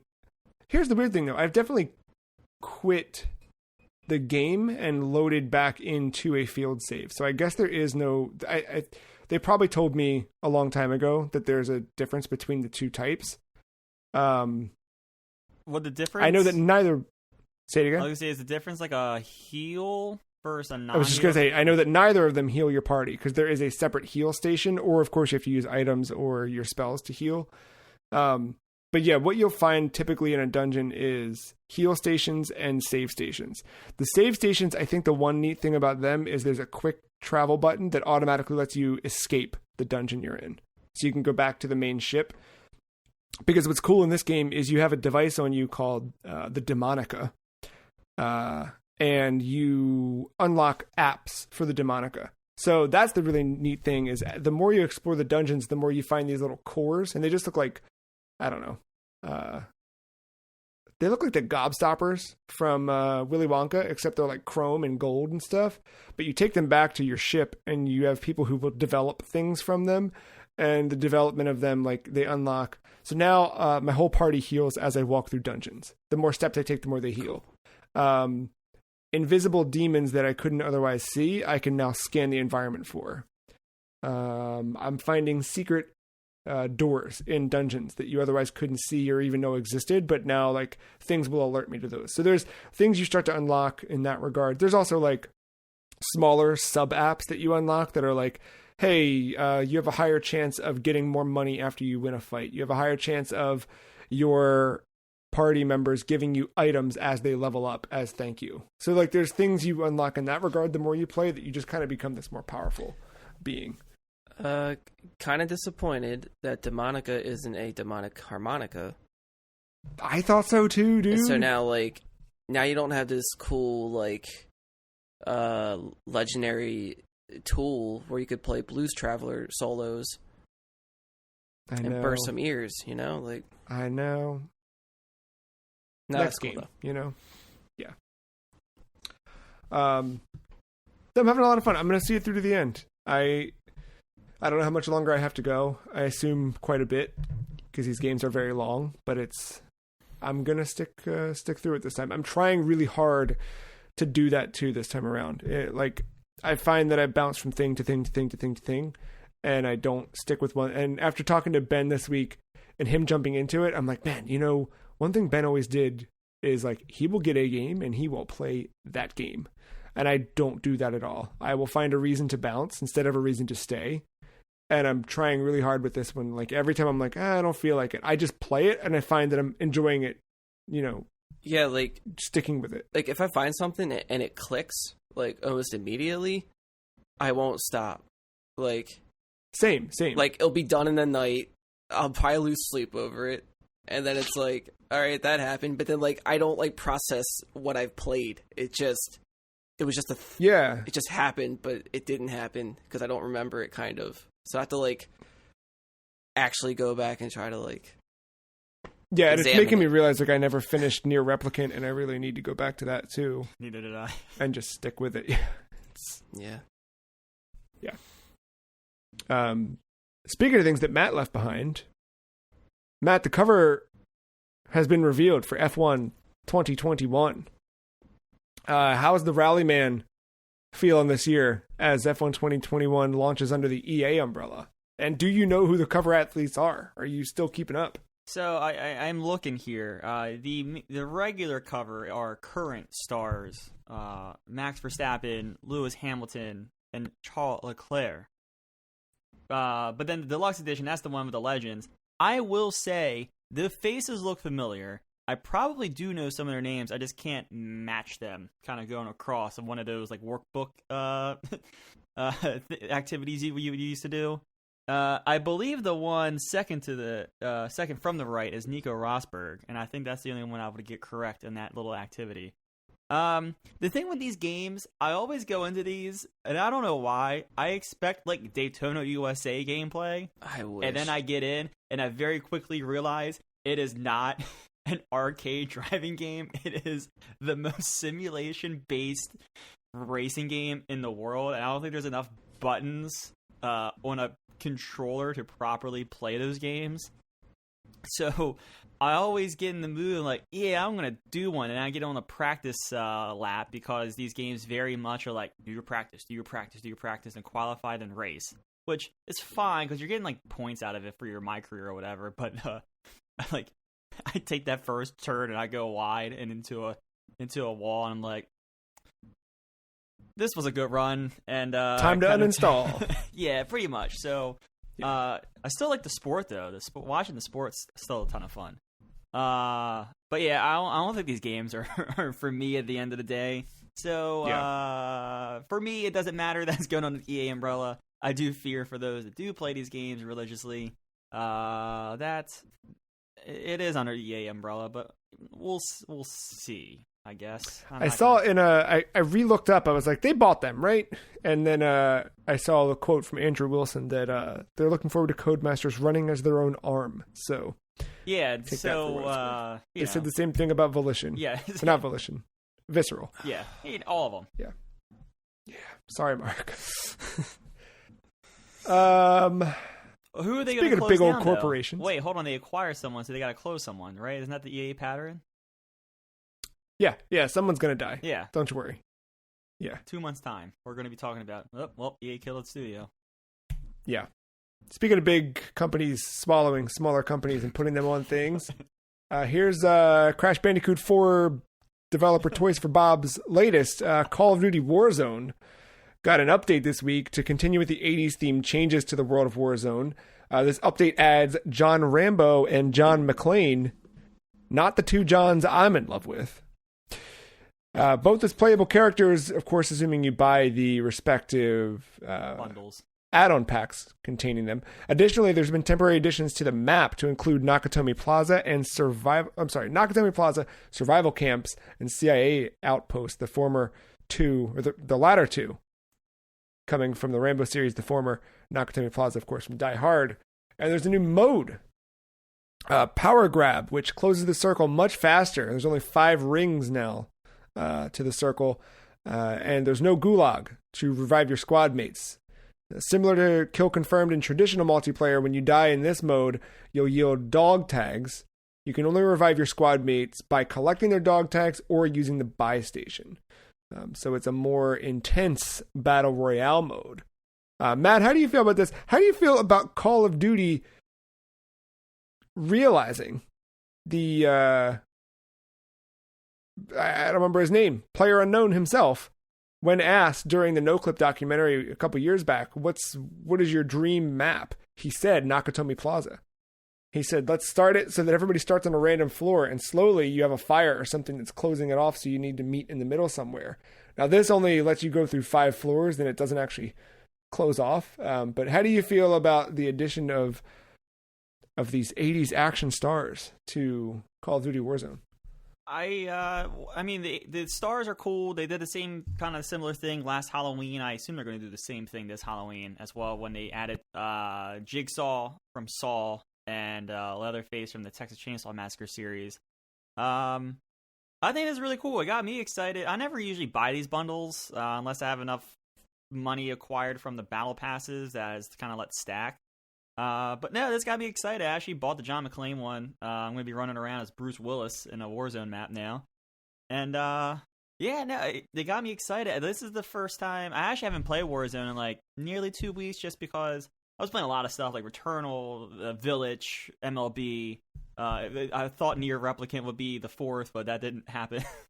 But no, this got me excited. I was going to jump in last night so I could talk more about the modes and the map and stuff, but the person I usually play with fell asleep at like 6 p.m. and never woke up until 8 a.m. this morning. So tonight I will be playing it, I think. I think, knock on wood. And I Is John McClane barefoot in this? I wouldn't be surprised. I actually don't know. I don't know. Why is he old but not Rambo?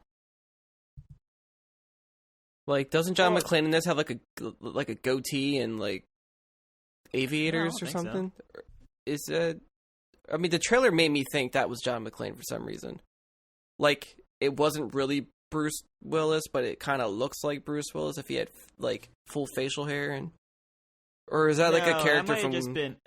That might be another like operator skin or whatever. Okay, so then I don't think I saw John McClane in that trailer. No, they look like you could pick them out. Like, oh, that's Bruce Willis from Die Hard. Oh, that's... Was he in a trailer? Did I miss it? Maybe early on. I don't remember. Because I only remember Stallone. But I mean, hey. Yeah, they really lean into showing off Sylvester Stallone in a lot of their press photos. Press photos don't necessarily show... No, but I mean, I've seen the models not in my game, but like from YouTube channels and stuff. Like, they look like they're... Oh, it actually does. Yeah. Oh, wait. Yeah, and it seems like this is like the big, the first big thing out of this season. I see it now. But they seem to have a lot of plans for what's going to happen. These characters and the kind of the additions to the map are available from May 20th through June 18th, and it seems like something will change out again. Do you anticipate that they'll kind of keep doing big things like that? I mean, are we... they've changed... Is everything Fortnite now?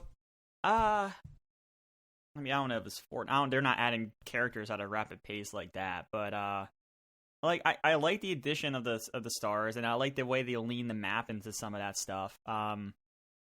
I will say, like, I like when the map changes. I like when they add new things. It's a new, like, little landmark to point at. And, like, I just haven't played it as much this season, but, like, I still don't know all the nooks and crannies of the map since they changed it at the launch of the season. So, like, when I do jump back in, it still feels fresh because I'm still getting used to it. I mean, before I had been playing on the same map for about a year and change, so like I knew kind of all the little nooks and crannies. Like I pretty much knew that map, like classic GTA 3, knowing all the landmarks on the map and the little like where exactly the street the paint spray is and all that stuff. So I mean, look, a huge map change and then like another alteration to the map that we didn't get at all almost like the first season, like the first year of it. Like it was like once every 3 seasons that first year I felt like we got like a decent major change. And these are like changes that are good, not just the train station that no one fucking used and then they took it out because they realized no one used it. So I like the rapid, not the rapid, but like, you know, the changes. Just throw a little curveball into the map. Doesn't have to be a huge thing, but like, you know, this is pretty big. It's a whole building. I'm assuming it's gonna have a whole roof, like a couple floors on the roof, a couple floors on the bottom, and it's a new hot spot to drop if you want to drop in and immediately start going for action, or is a place to avoid if you want to slowly acquire weapons. New things are good. New things are always good. Maybe not always good, but new things can sometimes be good. This is good. Like a new fighting game. Blazing Strike. Brand new fighting game. I was surprised this was not based on an existing property. I find that every time a new fighting game comes out, I'm like, oh, cool. And then it's like, this is a weird anime that it's produced in Germany, but only airs in Korea, and you have to subscribe to every time a cool fighting game comes out, it's something like that. And no, this is just a brand new fighting game called Blazing Strike from developer Rare Breed with publisher Axis Games, scheduled for spring 2022. This is inspired by classic Capcom and SNK fighters. The game will feature a 4-button system with 6 normal attacks and a rush mode that you can activate. Game will include a story mode, arcade mode, and versus mode with online play supported by GGPO. It looks cool.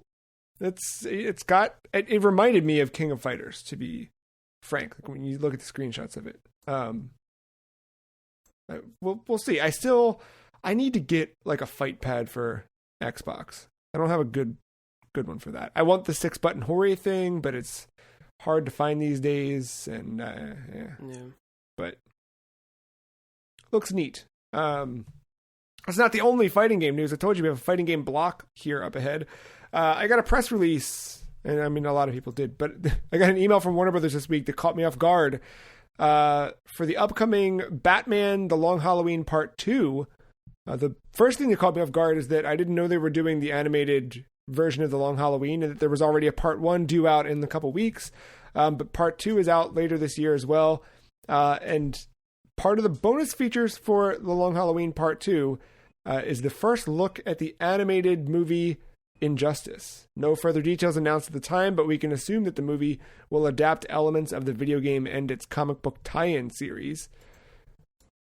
What do you guys think? Does this mean Injustice as a brand is still viable, that there will be an Injustice 3, or do you think this is just, hey, this is a very popular thing that's already made a lot of money, we can probably make some more with an animated series, and then maybe no impact on future games? Probably the latter, but I don't think anyone knows what the fuck is going on anymore since Discover acquired all this, so...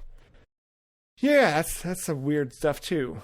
I hope that... I mean, Warner Brothers is still on the list for, I think, Summer Game Fest and E3, so hopefully we see some more out of those already announced games. Maybe we get some new announcements. I'm kind of bummed now that I have the Series X that Gotham Knights game isn't coming out this year, but...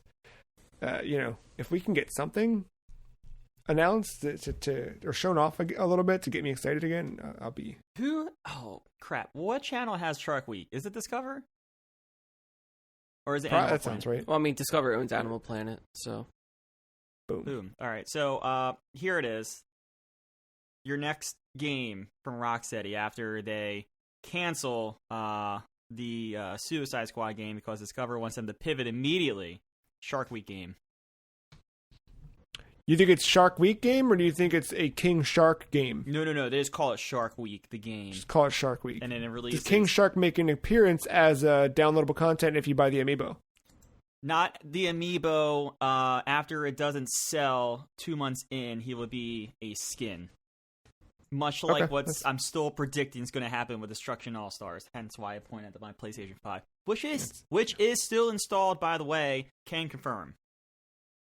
Is it going to get knocked out by Knockout City though? I'm probably going to play it on PC. Well, you enjoy Splatoon. Virtua Fighter Cross Esports, the official Twitter account for the Virtua Fighter series, has teased an official announcement finally for that. We saw this like a year ago, that Virtua Fighter Cross Esports project. Is finally going to come to fruition this Thursday, May 27th, 7 a.m. Eastern Time. Mark, is it a new game, or are they just going to put Virtua Fighter 5 out? I assumed it was just Virtua Fighter 5 from the looks of things. Yeah. If it's a new game, it's kind of a weird way to announce that, I think. I agree. Seems very low key. Yeah, and like in a recent press or earnings call, rather, they talked about Virtua Fighter being one of the series that they'd like to go back to, and like it does not seem like they have a new game. This is probably like a pulse check. Like, hey, do people still care about this? Like, y'all, yeah. If you did anyone launch Virtual Fighter 5 in Yakuza this year? Yeah, read the stats on that. Find out if anyone check the servers. Hey, I pinged the servers once and played for 2 minutes, and I was like, all right, that's actually real virtual ass fighter in this. That's kind of cool. And never played it again. I almost wanted to try the crossover with Dead or Alive. Oh yeah. Because wasn't that like the last thing that they did? Virtual Fighter. Yeah, they haven't done any. Yeah. Yeah, it's time for them to come back. Dude, I agree. Sega needs a good fighter. Is Sega at Summer's Games Fest to celebrate a summer game, beach volleyball? They could do it. Virtual volleyball. Sega makes everything better, so you know. Hey, if all this fighting game context or content has you confused, be confused no more.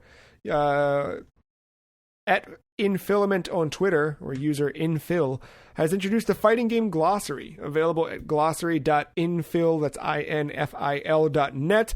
There's over 650 terms with thorough explanations and 200 video examples to go along with it, and fully translated into Japanese if you so choose. You can easily check out the terms per game series. Right now, I think Super Smash Bros. Has the highest number of terms defined for a single game series because of how weird it is and how there's a lot of game terms. There's 393 as of this recording that are not tied to one specific game, but you know, there are things that are game specific.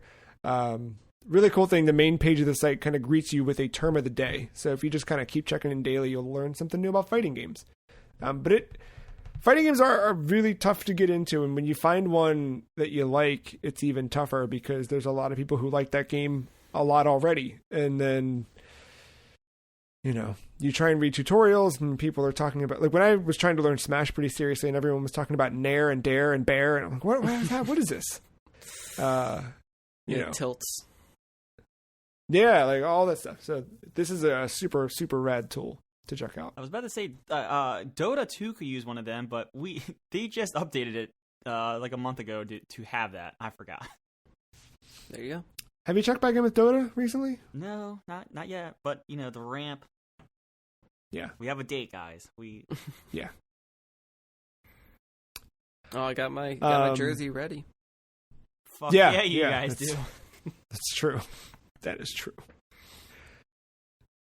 A couple weeks out from now, Scarlet Nexus releases, and this week the demo dropped exclusively on Xbox consoles. It's out for other platforms next Friday. But I checked out Scarlet Nexus. This is the next one from the Code Vein developers, which Code Vein was kind of like a Bloodborne-esque thing, except you were anime vampires. Now you are... edgy. Anime... Huh? Edgy. Yeah, you're edgy anime robot sci-fi people. Not so much a Bloodborne game this time around. This is more like an action RPG. I think it's worth checking out for sure. The world itself, so I think it's another idea that, there's a big bad thing that's invading and we got to go stop the big bad thing. There's something kind of, everyone's connected in this, right? It's very like cyber focused. So there's something connecting everybody and there's a threat, invading to try and sever that connection or infect everyone that is connected. Like a Nexus. The world itself. Is it like a Nexus? Yeah, your character, you can choose between two characters, which is different from Code Vein. Code Vein, you kind of created your character. There was silent protagonist style, thing. This, you actually have a voiced character. You choose between a male or female player, and they each have different playstyles. So the male player is more close combat with a sword, and also telekinesis powers, where the female character is a little bit more ranged combat with also telekinesis powers. You have your party, and kind of everybody you report back to, everybody's connected via brain talk is what they call it. So you can just kind of talk or think you're kind of like a Martian Manhunter thing, but science instead of being a witch. And of course, you're taking anti-aging drugs because powers become unstable and deteriorate with age. And that's something like I feel like they're going to fill in some of the gaps of this world and this story in little like menu text. Like I had to like dig through a thing. Like there was like a prompt. You go in and you read like a log that happened between two of the characters, and that explained why you take anti-aging drugs. Like it's something they mention in passing. Is it like similar to Doom, where they give you like the loose bullet points and then you fill in all the details with the logs? Yep. So obviously the big thing here is combat and exploration. The game very much sets you along a not straight, but a specific path it'd like you to go on. And you can kind of deviate from that, although the demo is pretty limited. Demo, I think I played, it's about an hour for one of the characters. You can play through as both. And if you play through the demo and complete it, you get special items for the full game when it releases. Like I mentioned, your combat is your weapon plus telekinesis. So you kind of have different face button combos that you start to do that you can combine with the telekinesis. And if you do it right, timing-wise, you can get some pretty powerful effects. And then your party offers you different elemental attacks. So your regular XY attack can become something different if you combine the elementals. Both the male and female characters have different subsets of these powers depending on whether you're playing male or female. I assume that as you play through the game and you swap party members in and out, that changes what's available to you. But like for the female character, you have electrokinesis, so all of the powers that you use, like your mid-range attacks, are now electrified. You have duplication, where the items that you pick up and throw using telekinesis, you'll throw 2 or 3 of them instead of just the one, which is good for taking down shielded characters, because you kind of hit them, they shield, and then the second one comes in and breaks the shield, and then you can move in for a physical attack. Hypervelocity is pretty cool because there's characters that move really quickly and you just kind of see like a ghost image of them. You turn on hypervelocity and you're moving like the Flash, so you can stop them. And then invisibility, which was kind of a little frustrating. There were enemies that use invisibility, which is kind of like it coats you in water so that you're invisible because you're coated in water, and then you attack with water. The neat thing is that once you do that and you attack with water, your enemies are wet, and then you hit them with the electrokinesis. So now you're electrifying them as they're wet. That's pretty neat. But I found that like it's way too easy to fall out of that invisibility state, and it does a lot of it's a pain to get back into it. The male character had, instead of electrokinesis, he had a pyrokinesis as one of his party members, right? So they do change it up a bit so that you get to try out different things and combinations of powers. It seems like the stories are a little bit separate as well for the male and female characters. But I think overall it's a neat game with some neat ideas that ultimately made me realize I need to go play more Nier, because I never finished that. And before I jump into another open world-esque game, I should finish that. But I enjoyed my time with the demo, and I think if this was on your radar, I think check out the demo and see if it still scratches an itch, because it's definitely doing some cool things. And there's a tie-in anime airing July 1st. So I think some of that stuff they maybe fill in with log data, you'll probably get through the anime. That explains the marketing. It was like, yeah, they seem like they really care about this game. That seems like it's just gonna be like a... Have you heard of the God Eater series? Yeah. It was reminding me a lot about that from a distance. And that's probably a very uneducated thing to say about God Eater, because I don't know anything about that game other than that looked like a knockoff. Not a knockoff, but it looked like a similar genre to Monster Hunter. It is, from my understanding, it is that same, like, just boss fight, rinse, repeat kind of thing. Yeah. Get new gear, go boss fight. But getting similar vibes. But yeah, it was just so weird to see this game get marketed so heavily. At least to me, that's what it seemed like. But I think it's cool. I think it's worth your time if you're into stuff like that. It's got some neat ideas behind it, and I think the power combination is good. I never felt fully, and I think this maybe is something that'll happen as you play deeper into it, but I never felt like I was good at it yet. Like, everything felt slow in a way. Like, you'd start an attack and it's like it never fully felt like I was like really producing good combos. So I don't know if that'll be something that fleshes out the more you play or the more you can string things together, but like, it felt like I was kind of always like walking through mud a little bit, but you know, I enjoyed it nonetheless. Yeah. Not like I'm gonna enjoy this next game that was announced this week that I missed the announcement of, and when seeing it, promptly melted. Picross S Mega Drive and Master System Edition, announced by developer Jupiter, currently in development for Nintendo Switch. They just tweeted out a picture of the blue Nintendo Switch with a picture of Sonic and the logo for this game. But like, dude, Picross with nothing but Sega stuff? Are you kidding me? Come on. This Your is dreams for Joe. Day one. God, dude, I almost as good Sega, as if there was a Picross. Picross with just Konami stuff, you know? God. I should go back to that one What's too. a Konami? Yeah, super good. Well, all the images are just pachinko machines. Don't worry, Mark. Yeah. I'm down. 2 of the pixels represent the franchise. The rest is your bank account. Yeah. Mark, you and I split duties this week on checking in with Double Fine Productions. Did the Psychonauts 2 marketing affect you as well? I've always had like a finger on the pulse with all that. I've been following it here and there. I am anxiously looking forward to the second one, but I haven't played the first one in a while. I still like Shovel Knight.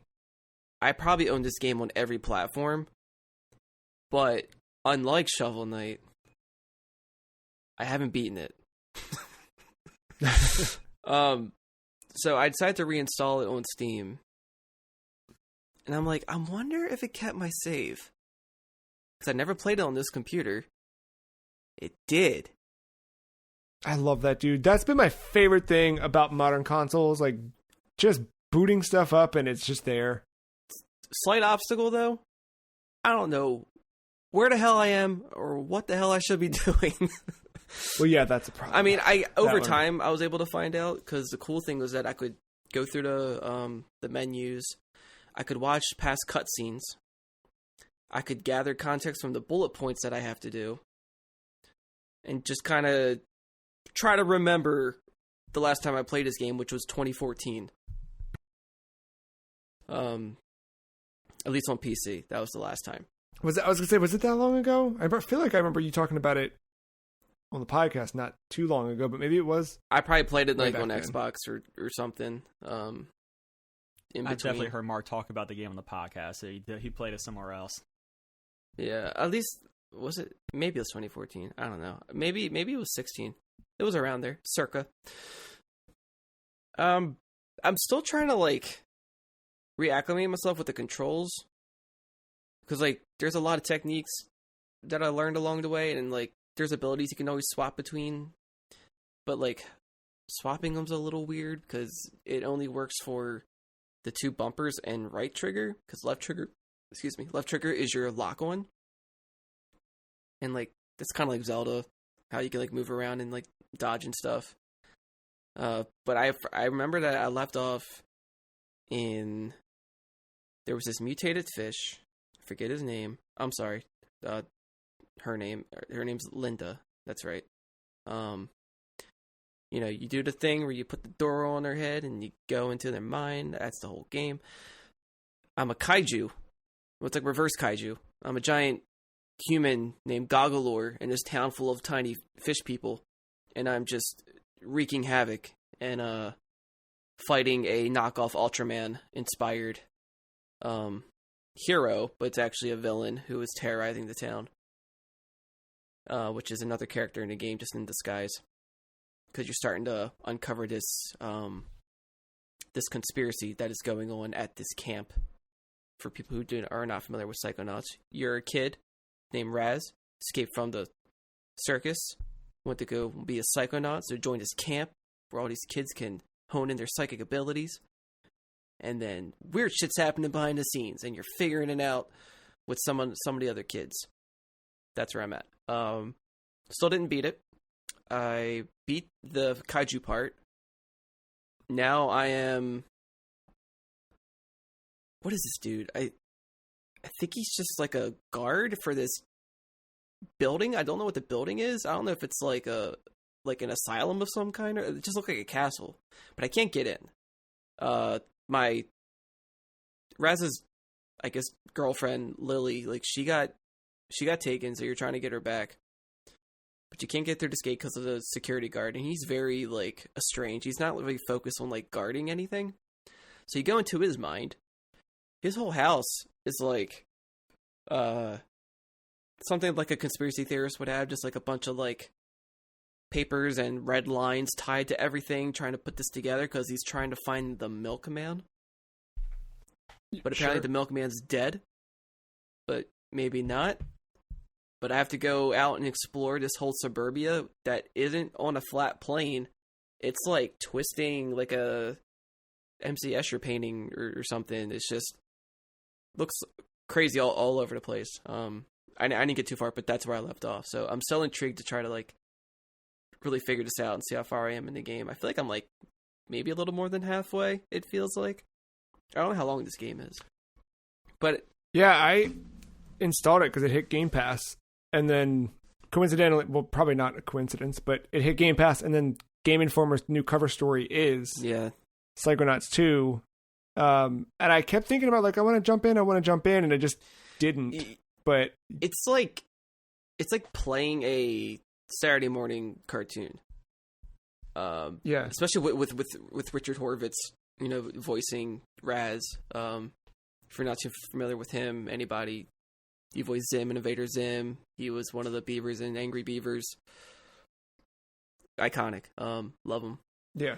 But like the humor throughout the whole thing, it's just, to me, like I feel like almost every Double Fine game has that sense of humor just sprinkled throughout it, and a lot of the games do capture pretty well, especially one of the ones that you dove into. And but Psychonauts really, I feel like, it's just it's always on 10 with it, but it also has its like dark sides too. But like you really gotta look for them, because each character has like emotional baggage, and they're in the form of different types of luggage, and you have to find the tag, match it with the bag that's crying. And there's also vaults, but and you get to see little memories. You get to see into these characters, where they came from, who they are, and like what happened. And like the characters themselves will never talk about these things or say them to you. You just have to like put the context together of like what their world looks like, why it looks like that, and how's it tied to their past, and like how it makes them who they are. Like it's really cool to try to like put these pieces together on your own with all the environmental storytelling. But yeah, love the art style, love everything about it. It's just really cool. Always loved it. That is definitely on my short list of things to play. I made a group on my Xbox home screen of like the things I'm currently in the middle of and also want to get to next or soon, so that whenever I have that moment where I sit down, like, what do I want to play? I just have that list of like, hey, idiot, these are the things that you already paid for or installed and promised yourself you were going to play. So that actually that hasn't been added to that group yet, but it will be because I want to play. It's just very creative. It's installed, which is yeah. I did though. I was looking for, not that Resident Evil Village was like incredibly short, but it did feel good Village to complete something recently. So I needed another, like, you know, especially in the middle of being in a 40+ hour RPG with Strange Journey. So I did what everyone does and binged best short games and found a forum thread. And it was a forum from Giant Bomb from 11 years ago, where someone had said, probably right around the time of this release, Brutal Legend's pretty good and also short. And I said, perfect. Is it really? Installed it, jumped in, and so first off, have either of you played Brutal Legend? I have played this. No, I'm not. I fell off when the game started to change. Yeah, I know what you're talking about, because I had that moment where I was like, ooh. And I think everybody, maybe. That was like most people's breaking point. Yeah. Which sucks, because I really like that game. It's cool. So you play as Eddie. He's a roadie for a band, a really bad band, and Eddie dies. Are they bad, though? While he's... Are they bad? I mean, it's like if Limp Bizkit were pop punk. Yeah. But called themselves metal, which I think that's really the bad part, is that they think they're metal. That's the, yeah. So he dies saving one of the band members from a stage accident. But the magic touch of his blood onto a pendant that he's wearing transports him to another world. He wakes up, his guitar is now a weapon, and he's teaming up with other characters to fight against an evil lord who has enslaved the human race. Gameplay itself, initially, kind of is just third-person action, but turns into an open-world exploration game that starts really heavily incorporating some real-time strategy elements to it, which are, you know, so far a little clunky, and like I don't feel competent with them, like kind of commanding these hordes of characters to different spots and telling them stay here, follow me here, that kind of thing, because you are still kind of like a mobile tower in this tower defense.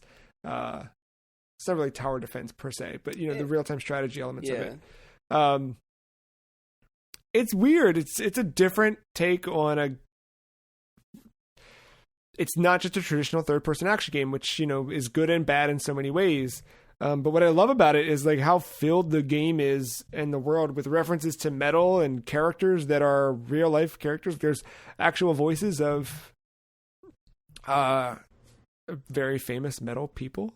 There's a massive soundtrack that has been all of the licenses and the rights are still maintained in the Xbox One backwards compatible release of this, which is super impressive for a game of this caliber.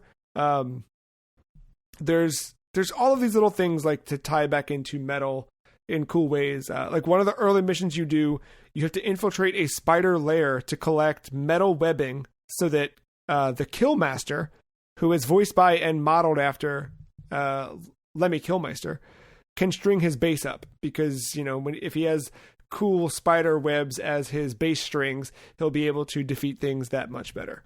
You start unlocking spells that are cast by playing guitar solos that you input as like a string of button combinations. The main character is voiced by and mildly based on Jack Black, but not really. He's mostly just voiced by Jack Black, and I think maybe embodies physically the personality of Jack Black's boisterousness. But it's like if like a Disney or Pixar movie, you know, they incorporate the celebrity's likeness into the character. Yeah, it's those vibes I get. Yeah, for sure. Yeah, so it hit that point where it switched from straight up third person action to tower defense, or real time strategy rather. And I'm kind of like, do I want to And I do. I want to see it through, at least. The missions themselves, it's a pretty easy game overall. Like, it's not too hard to do what you need to do, and the story is really cheesy and corny and dumb, but, like, it's got that same, like, you talked about with Psychonauts, like, a good sense of humor to it that, like, you know, I'm enjoying it. And again, like, all of the metal wrapping around it is neat. And I just, there's something about that era of video games, man. Like, that period between, like, 2006 to, like, 2011 or so, like, where, like, games were still games. Like, there's so many games now that are just, like, everything needs to be a movie or cinematic or whatever, and then everything needs to be multiplayer, and everything needs to be this, and now everything needs to be Fortnite, where this is, like, that period where, like, video games were still, and I'm being way too dramatic, but, you know, video games were video games. Like, they were still just, like, it's just a dumb game. You know what I mean? Daring to dream. In a good way. Yeah. So I don't know. I'm enjoying it. It's fun. It's also on Game Pass. Oddly enough, I found that, like, most backwards compatible games run really well on the Series X. This, and maybe it's just because of the game itself, but it has some real bad stutter to it when you start getting some enemies on the screen and things like that. It just, it's a weird thing. But I remember when I first played Psychonauts on my old PC, textures didn't load properly, so Raz was just entirely turquoise. Yeah, that's cool. Like, except for, like, his actual skin and hair, like, everything else was just that one shade of green. I was like, oh, okay. It's part of the design. Old Double Fine, part of Microsoft now. Who, our final story this week, head of Xbox Game Studios, Matt Booty, spoke with French outlet Le Figaro, saying that a joint conference featuring Bethesda and Microsoft will occur in a few weeks. This, of course, lines up with E3 and Summer Game Fest, and in the wake of this news, we started to hear maybe what Bethesda might be up to, but I guess we'll find out for sure in a couple weeks. I want to ask you guys, what will we not see from Bethesda this summer? Matt? I mean, the obvious answer is Starfield, but I think the other obvious answer is Elder Scrolls. You don't think we'll see that? I don't think we're seeing either. Starfield, you might, like, see something, like a trailer or something. I think you completely. I think they're completely skipping Elder Scrolls. Mark, what do you think? I'm gonna say,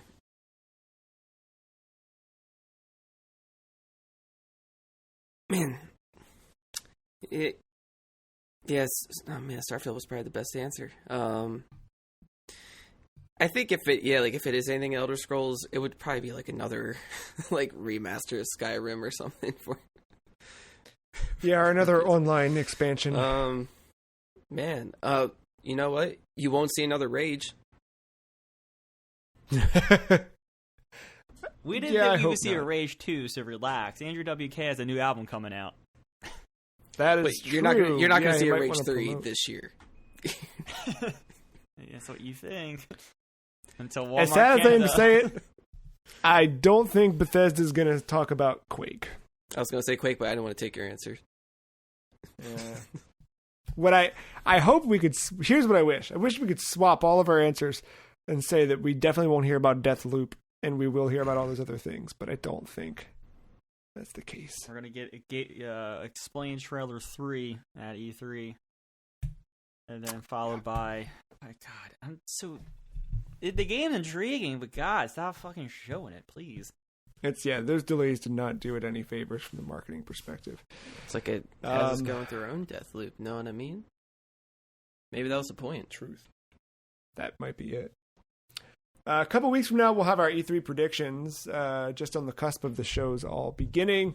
But until then, we've got another week of video games ahead of us. I forgot to ask last week, so double down this week. What are you all getting into this week? I don't know. Probably more baseball, but I should probably play Nier, right? I don't know how much it needs. Say, how far are you in Nier? Me? I, like, 2 hours in, if that. Oh, okay. Yeah. You have a ways to go. I know. I got I'm the aware. first of the 5 things, but I know I still need to get the 4 and then loop everything over again. Yeah. So, did you beat it? So I never went back to finish ending B because I was a idiot where like there's a part where they're like, hey, can you like turn around and like leave? And you're not supposed to, obviously, for story reasons. But I was like, but they give you the option to say sure. I was like, yeah, let's head back because I just want to see like what would happen. It took me all the way back out of that damn area, so I have to like go back. It's not that far of a hike, but yeah. But still enough where you I just thought it was funny. I was like, why did I do that? But so I haven't went back because I think Village happened a little after that. Yeah, that was the thing. Is like once that hit, it was kind of like hard to want to do. If that was anything else. Automata, you would have gotten ending I and then put right back to that conversation. Right, exactly. Yeah. Yeah, on my itinerary, I would like to finish Psychonauts for once. Will it be this week? Who knows? I still have a Resident Evil itch. I still might go into Remake 2, see where it takes me from there. Just to mess around until I've, I guess, had my fill with it. Unless, I know, man, there's still a Famicom Detective Club, but I'm not, like, in the mood for that right now. Yeah. Then we got all these announcements coming. Man, I don't know. It's going to be... It's tough. And that's the thing, too, is, like, watching all these old E3 press conferences, I'm pulled in, like, 6,000 directions. Like, for, like, an hour, I was like, I'm going to go buy a GameCube. I'm going to buy every GameCube game ever released, because I watched the Nintendo E3 from 2004. And then right after that, I watched the E3 2004 for PlayStation, where they announced the PSP, and I'm like, I'm gonna get my PSP out. I'm gonna do this. I'm gonna play Ridge Racer. Like, it's all over the place. So, yeah. Like, I probably won't know until like next weekend. I was like, damn it, something comes out like that Friday. It's like, I'm gonna keep going with the Strange Journey. I'm having a good time sticking with that. I've still been poking away at Pokemon trading card game and what's that other one? Monster Hunter. You know what I mean? Like I'm still like keeping up with some of those things, which has been nice in smaller ways. But in terms of like bigger stuff, like Strange Journey and Brutal Legend are kind of the front runners right now. I tried going back to Rise of the Tomb Raider, and I just think I don't want an open world game like that right now. yeah. Like I played for a couple hours and I felt like I made zero progress and I kind of never want to touch it again and just want to uninstall it and forget that I ever bought it. But that's a little harsh. You know what? There was a game I looked at, and I kind of want to play it, but I don't know how I'm going to just yet. I actually want to play It Takes Two.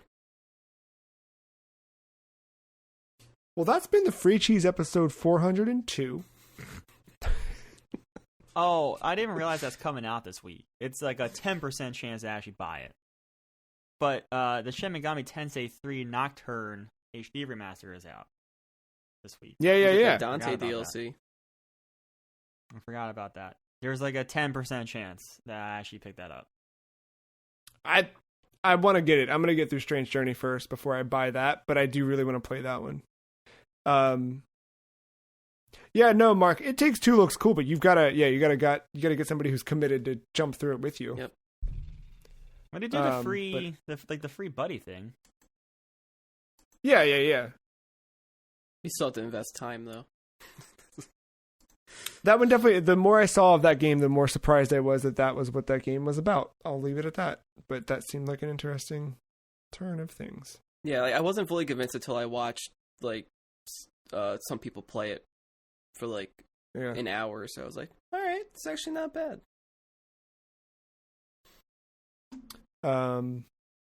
Yeah, so we'll see what the week ahead has for us.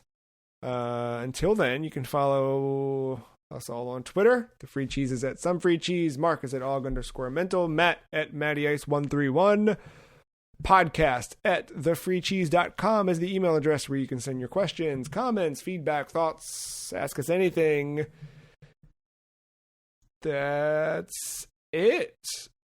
Go to thefreecheese.com to check out other stuff we've got there. And until next time, thank you, Matt. Thank you, Mark. Thank you, listener, for listening.